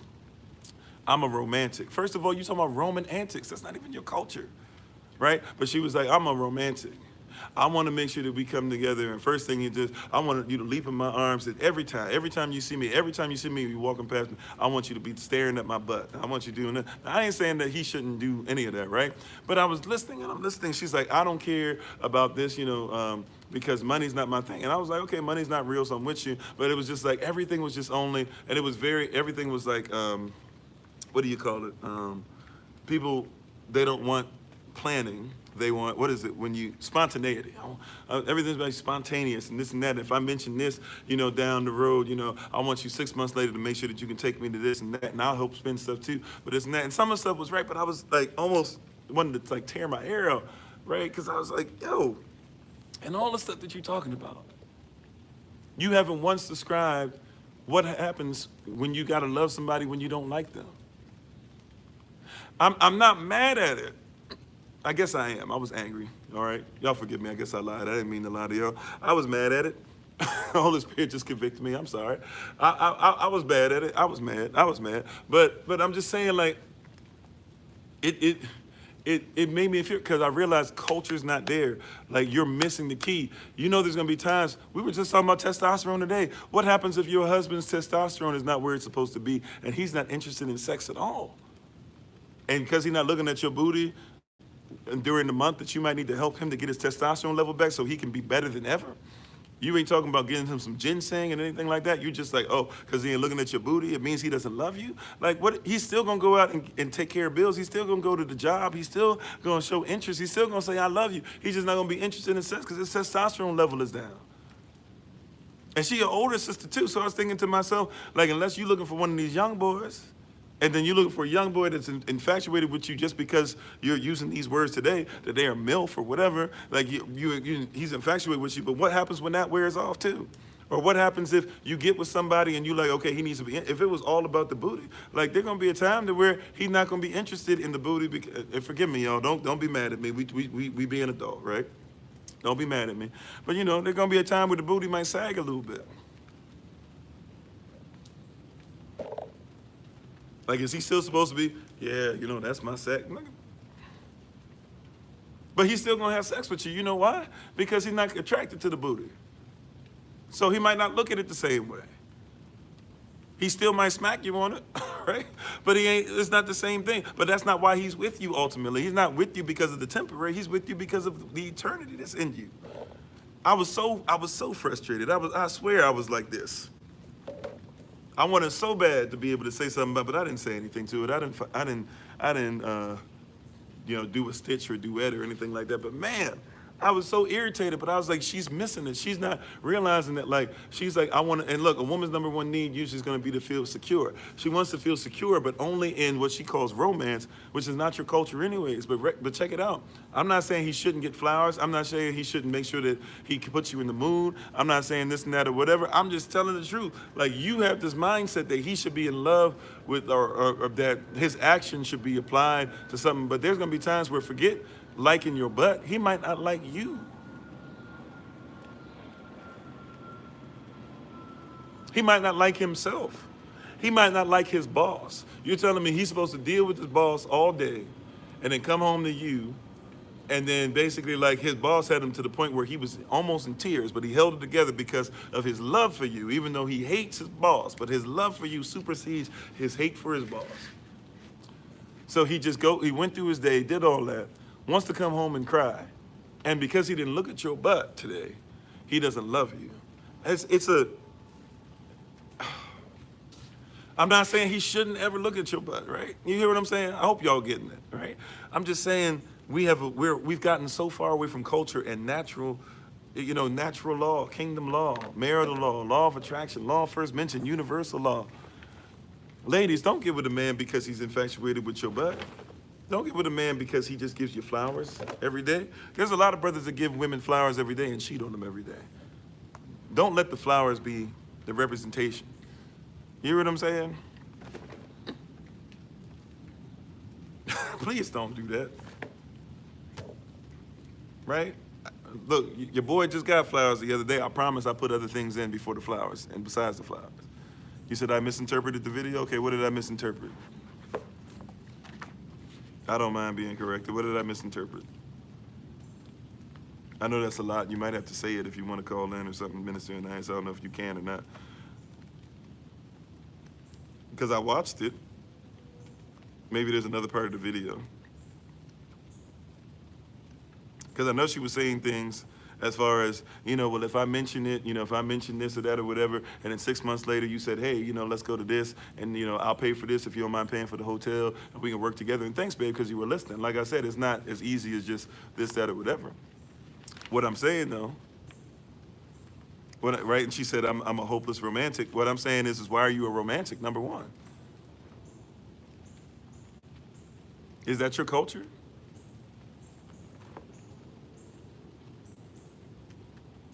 And look, maybe I did misinterpret it. Maybe I'm a husband looking at a video of somebody who's not even a wife.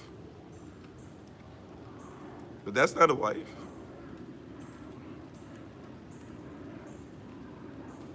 If she say, right? And I know like part of the video was I'm gonna make sure that I know who I am. Right? So once again, if I'm looking at somebody, because I'm just telling you, like as a wife, realize and recognize, fine, it's important to know who you are. Why as a wife do you want to be romantic? Who told you that you need to be romantic? Why is romance important? Oh, you want a relationship without romance? I have a relationship without romance now. See, you're talking about culture. Or at least I'm talking about culture. Maybe she's not. She probably doesn't know the words that she's speaking. Oh, Miss Betty did do it with her? Okay, well, I apologize. I'm not trying to say I don't like Miss Betty. Right? She's part of our family. I'm just being honest with you.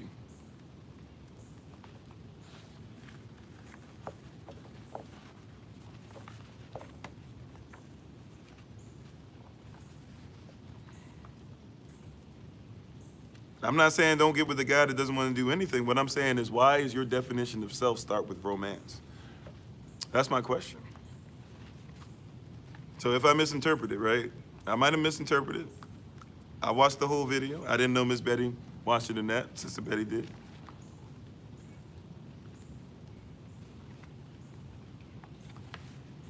What I'm saying is, once again, what does the word romance mean? Why do we want Roman antics? You said she used the word that she knows? Okay. All right. Like I said, we don't have to see, eye to eye. I don't have to be right about everything. I don't have to be right about anything. You said I'm too micro? Okay. So watch this. So see, what I'm saying is this, okay? And all this stuff, like I know I'm a romantic. I know this is what I need. I know this and that or whatever. Okay. So my question is when you get your husband, because she doesn't. Let's look at it from this perspective. It doesn't mean that she has to be wrong. Let me just show you what I'm seeing, right?